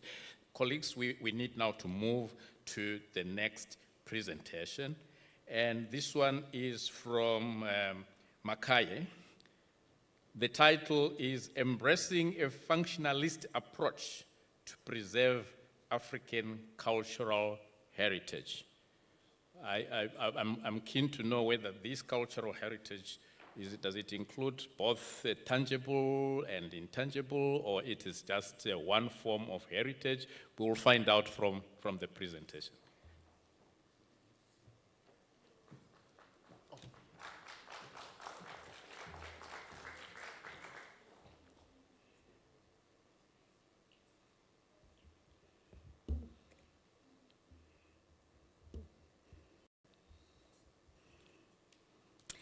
Pardon me, ladies and gentlemen, I'm very short, so I'm not going to be using my laptop, but my co-presenter is going to be assisting me. Otherwise, you won't be able to see me. I hope that's not a problem. So thank you for the wonderful opportunity to be able to present to you today. Today, we would like to approach a functionalist approach into the preservation of African culture as well as its heritage. And we're going to do so by looking at the changes and challenges that we've faced in African culture and heritage, the intersectional challenges and shifts that we've seen over time through globalization, westernization, as well as Africanization and, well, modernization. And we've seen how these shifts have brought about both challenges as well as opportunities, and sometimes even limitations in the terms of preservation and actual conservation. If we were to look at the challenges that we're constantly faced with when it comes to preservation as well as conservation, it's always measured against the ontological occupancy that was brought by colonialism as well as apartheid. If we were to look at apartheid laws went about in erasing all of our spirituality as well as our culture and our heritage. And then if we look at, colonialism went about into turning African culture and its heritage into monuments or statics of objects of study. And that's how we find ourselves here. Our key argument here that we should all be asking ourselves is, African heritage has historically been suppressed or essentialized. How do we reclaim it meaningfully? The two questions that I'd like you to ask yourselves is, what is preservation in a post-conflict society and its context, and how to survive and thrive in modern societies? I'm going to quickly take you through a timeline using South Africa as just a prime example. If we were to use South Africa as a prime example, it would be because it is the only unique case in Africa where it suffered or went under colonialism as well as apartheid in a very short amount of time. Apartheid came in 1948 until 1993, whereas colonialism started in 1894 until 1913. The two critical acts that were brought by colonialism were the Glen Grey Act, which was in 1894, as well as the Native Land Act, which was 1913. I'm just going to sit on these two critical acts. Very critical because we are African before anything else, so we need to sit there. But the most important thing is we do not identify as African without the land. And these two critical acts took away that, the land. So how do we then preserve, conserve, identify without what actually identifies with us? And the reason why I say identify with us is because a baby is first announced to the land, to the ancestors, to the spirit before its arrival. The names that we have actually are derived from the places and spaces which we come from. And therefore, the conservation and the preservation becomes easy because our stories are told by the places of birth where we come from. And that's how Africans have always been able to keep, preserve, and tell their stories and their own narratives wherever they go or wherever they went, and also in their generations and their communities. Now comes apartheid in South Africa. It comes with the Group Grace Act, which came in 1950, as well as the Black Communities Development Act in 1984. Focus on these two critical acts. They ensured the uproot of people from places that they were familiar with, whose stories were told in particular spaces by their ancestors, whose preservation and conservation and context lied within that soul, and then they were moved into a space that was foreign to them. Conservation then becomes a conflict. What am I preserving? What am I conserving if I'm in a foreign space that is not known to me, my culture, my ancestors, and my spirit? So maybe we need to ask ourselves, why is it so hard for Black Africans to be able to preserve their heritage and their culture? It is because most of us were dispossessioned of our lands. Before anything else, the strip away of our titles, meaning our identity, the right to practice our heritage and culture daily, because for us, heritage and culture is a spiritual practice which we practice every day because we need to communicate with our ancestors in specific ways as indigenous groups. Now, the Community Development Act not only confused us in terms of placement because of the land, but it also confused us because now we are grouped with other indigenous tribes that we didn't know. So therefore, coexisting was a conflict in itself. The language barriers amongst the various indigenous groups in South Africa became a further conflict. Now we see this conflict drive even deeper when we are restricted entrance into certain spaces that are now reserved, certain spaces that are now reserved for only an elite society. And then comes democracy, 1994 to date, where we've got beautiful acts from the Monuments Acts. We've got the extension of tenure, which was an act that was developed in 1997, the Spatial Planning and Land Use Management Act, which was developed in 2013. These, for me, are good, but not good enough because they are a blanket approach of what needs to be preserved, what needs to be conserved, and how we can land reform. Which land are we reforming? Which land are we reforming? And in which point or to which extent are we actually reforming it? And how do we then say that we are going to preserve what is meant to be preserved by us that know and understand it when we still don't have the land? This is the question we need to ask ourselves. African heritage and African culture we've seen over time has always been innovative, preserving, conservation, educative, and well ahead of its time. A classical example is African clay. To someone, it's just clay. To us, it's a way of connecting with our ancestors. Not only that, we use it as an anti-inflammatory. Not only do we use it for that, we use it to protect ourselves from sunburn. Not only do we use that, we use it to build houses. We use it as paint on our bodies. And we've gone as far as making African pots and African dishes, and we've also used it as a form of trade amongst ourselves in Africa. So with this soil, we've able to be innovative, educative, transformative, and we were able to preserve and conserve and still trade.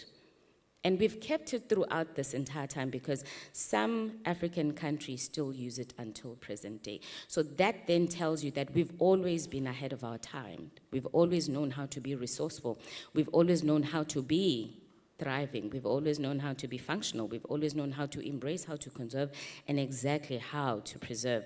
The only difference is we need to now decolonize our being, our ways of thinking, our educational system, our ways of trading, our ways of functionality, our ways of preservation and conservation from the westernized version into the actual true African version.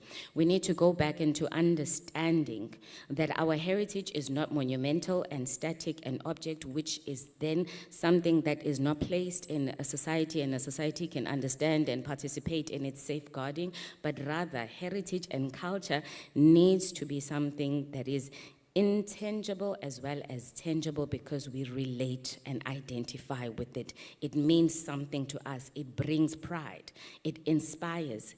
It helps us to move. It helps us to teach. It helps us to unite. It helps us to move forward, and it forces us to be very innovative. That's what our culture and our heritage is to do without the technology, without the engineering.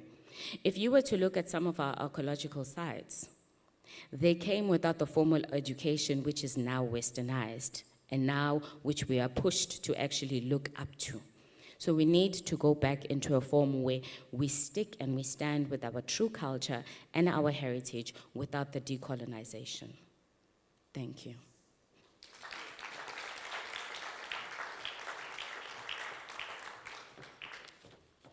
Let's do it again, because I was not yet on the stage. Thank you very much. So my question has been answered. So it's both tangible and intangible, because we need to be on the land to be able to practice the intangible. Is that not so? All right. So any burning question? Because if I understood this, I think everybody else understood. Because it takes me a while to understand, but I understood this presentation. So is there anyone who has got a burning question, point of clarification? You see, it was very clear. We thank you very much for such a wonderful presentation. All right. We are supposed, just for your information, there is going to be an event in this very venue. And the hotel is like very anxious now because they need to set it up for the next event, which is a gala. So we're going to really ask our two presenters that are remaining to be very, very brief. Let's go to the message that you want to convey, the main message you want to convey, so that we get to benefit from your presentation without really going into a lot of introduction and background. So I'm going to call upon our next presenter, who is, if I don't find the presenter, then it means we end the program here. Oh, I found the presenter. The title of the presentation is "The Role of Taboos and Totems in Preserving African Heritage in a Modern World, a Critical Review." Mr. Makaka Mokakale. The floor is yours. Thank you so much, Program Director. My topic, as the Program Director has indicated, is the role of totems and taboos in preserving African heritage in modern world, a critical view. And Chairperson and Program Director, it is indeed a taboo to present after lunch. And it is also a taboo to present just before gala dinner, because everybody is thinking of gala dinner and nothing else. Thank you so much, Chair. But I'm going to touch on, this is the structure of my presentation. Unfortunately, I am doing this on behalf of my supervisor. So if there's any question, please give it to me and then I will deliver it to him. And I'm only going to touch on some points here, like the program director has requested. I'm not going to go through the whole paper. I'm only going to touch on the message that I wanted to deliver.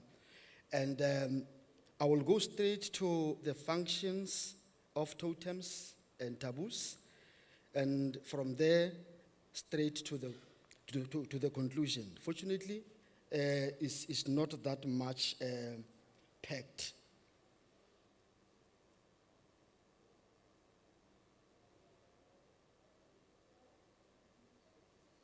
I'm trying to save time, Chairperson.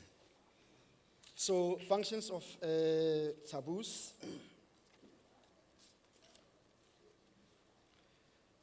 I have, selected quite a number of them. So those that I'm going to talk about is only the cultural identity, that it reinforces a sense of belonging, lineage, as well as ancestry within the community. Secondly, I have looked at the environmental conservation, that taboos against harming sacred animals and cutting specific trees help preserve biodiversity and maintain ecological balance. In my village where I come from, if you go and cut a tree, you must go to the local headman and request for permission to do that. So they will give you a permission and also give you a person who goes with you to go and cut a particular tree. Don't just go there without that permission. And thirdly, the moral and social order serves to regulate behavior, promote respect, and discourage actions considered immoral or distributive to communal harmony. Spiritual connection establishes links between the living community, ancestors, and divine forces, reinforcing spiritual beliefs as well as practices. And language and symbolism encodes cultural heritage through names, praise poetry, proverbs, and ritual expressions, ensuring intergenerational transmission of knowledge from the knowledgeable to the most non-knowledgeable or knowledge, or those with less knowledge. Now, what I have also done here, and fortunately, most of the speakers have touched on this subject of, sustaining and still having our heritage amid modernization, the time where we are living. So, I'm looking at the challenges in the contemporary context there. And the very first one there is modernization. And modernization and globalization. The influence of Western education, curriculum, Christianity, and urbanization have a great influence on erosion of traditional belief as well as systems. Technology and social media. Introduction of digital platforms and modern communication tools such as social media tools shifted youth interest away from indigenous knowledge and practice. Legal and political frameworks, indigenous beliefs. I'm going to say, viva my introduction, viva, and the youth. Yes, and the youth, our future. That's the introduction. So I'll move to the problem statement, which is, for this study, we are going to address the declining transmission of cultural knowledge across generations, which is at risk of eroding the modern world and globalization. Everyone has been talking about globalization, so I thought I should add it on. Globalization is also an issue. The participation of our youth is also an issue.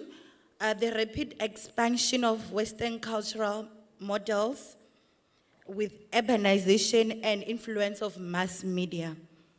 As a result of many African youth are becoming disconnected from their cultural roots and languages and traditional values. My youth don't know their roots, including myself. I won't touch the literature. I'll move to the research methodology. My methodology, I used qualitative coupled with secondary data analysis. The objective of this study was to explore how African youth engage in preserving cultural heritage through innovation, education, and identity building. So I used peer-reviewed academic sources, institutional reports, international heritage programs, which were published between the year 2020 and 2025, the 5-year gap. I was not looking at anything more than that. And then this secondary data was able to provide me with a comprehensive understanding of trends, initiatives, and challenges across different African regions. And then the data sources that I used scholarly journals, UNESCO, policy briefs and reports, and then I also used Youth and Digital Technology, which is also part of UNESCO, and ICROMS. I won't read them all, and then peer-reviewed literature was part of the process. And then the data analysis, we all know thematic analysis. I was using the Brown and Clegg 6-phase model, and then that's where I was able to get themes which were innovation, heritage, education. Okay. Do I still have to? Okay, I'll only outline one finding, the role of education in strengthening cultural identity. As our educational institution, we do not educate our youth enough about our heritage. It is very important for the educational institution to add different heritage for all tribes in South Africa and across South Africa. Hey, I'm just now. There's also challenges which are the holistic transmission of African values. Are we going to be able to transmit our African values? Because as Africans, everything that we do is holistic, is interconnected with the nature, and so on. So I would like to close. Oh, sorry, I'm taking your job.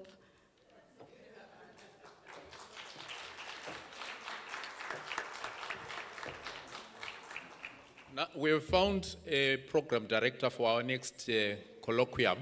She's here. She knows how to summarize and close a program.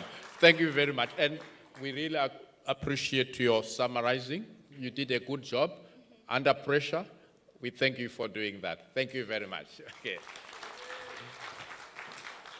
Ladies and gentlemen, I think we have had quite a lot of exciting ideas, research activities going on. And like we said, this is an inaugural colloquium. We're just saying, this is the beginning. We're going to have a lot more. So what I would like us to do now is to call upon Professor Ntuli to give some remarks, very brief remarks. I know Prof will not come up with another poem from somewhere. I know that.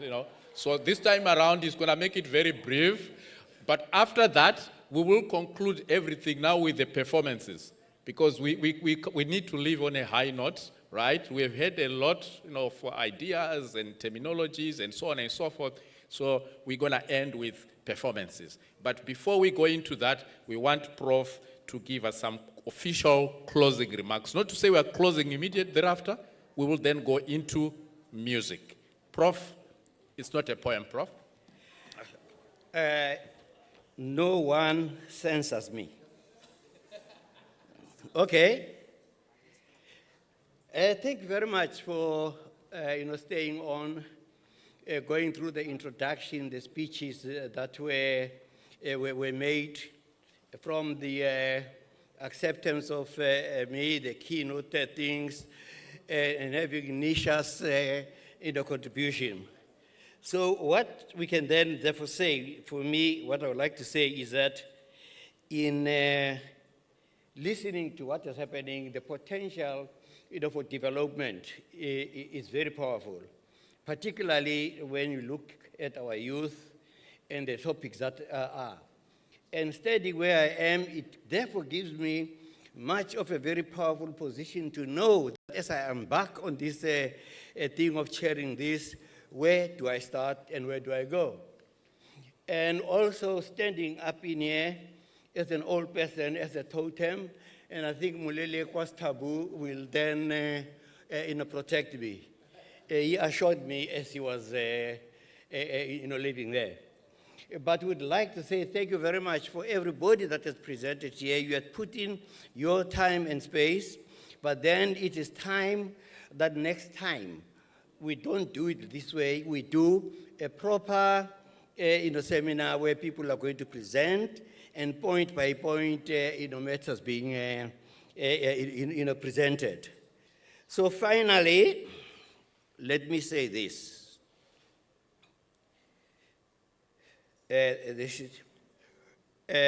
When we honor you who presented, we align the synapses of a continent. When we neglect it, we induce amnesia in our civilization.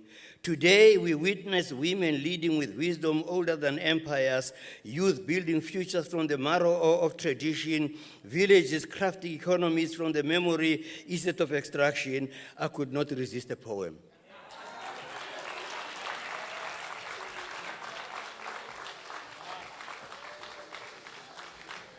It is very difficult to censor a poet. Prof, have you ever been in exile? No wonder why. No wonder why you were in exile. Okay. Colleagues, I would like to thank you, for staying until now. We started late, but we managed to catch up. We managed to go through all our presentations. This is an inaugural colloquium, just to set the scene. What is going to come in the near future, it will not be a one-day conference. It will be a 4 or 5 day, conference, and we're going to have a lot of presentations, a lot of performances, and yeah, we want to do that. So this was just to say, please have an idea of what is yet to come. Now we want to go into performances, right? Because they've not had time to perform. We actually have got some youngsters we have not had a chance to perform. We will start with those. This is the marimba group from the University of Fort Hare. And if they don't perform well, maybe it's because they are with their lecturer, and so maybe they are nervous. They are like, hey. But they always perform very well. So this is the time for the marimba group. Thank you.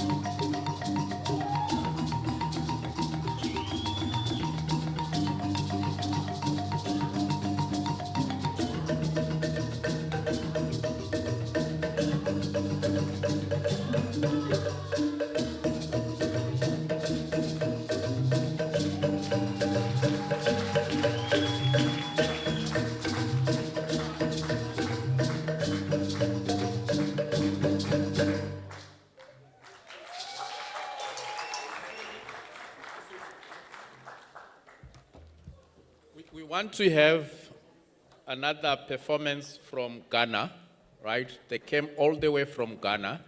They're going to give us a short performance this time around so that next time when we say the colloquium is in Ghana, in Accra or in Navirongo, every one of you will apply and we will go to Ghana.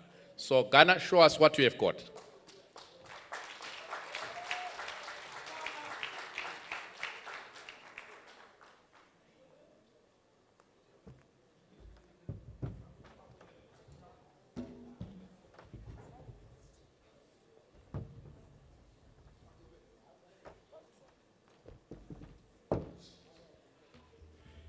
I go.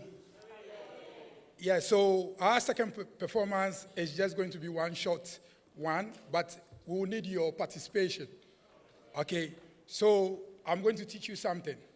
I'll need a volunteer on this, and then we will need some dancers as well. But for a start, let's learn a song. We are, as High Life is 100 years now, I'm going to teach you one style of making music using animal sound. Animal sound, right? Sound of animals.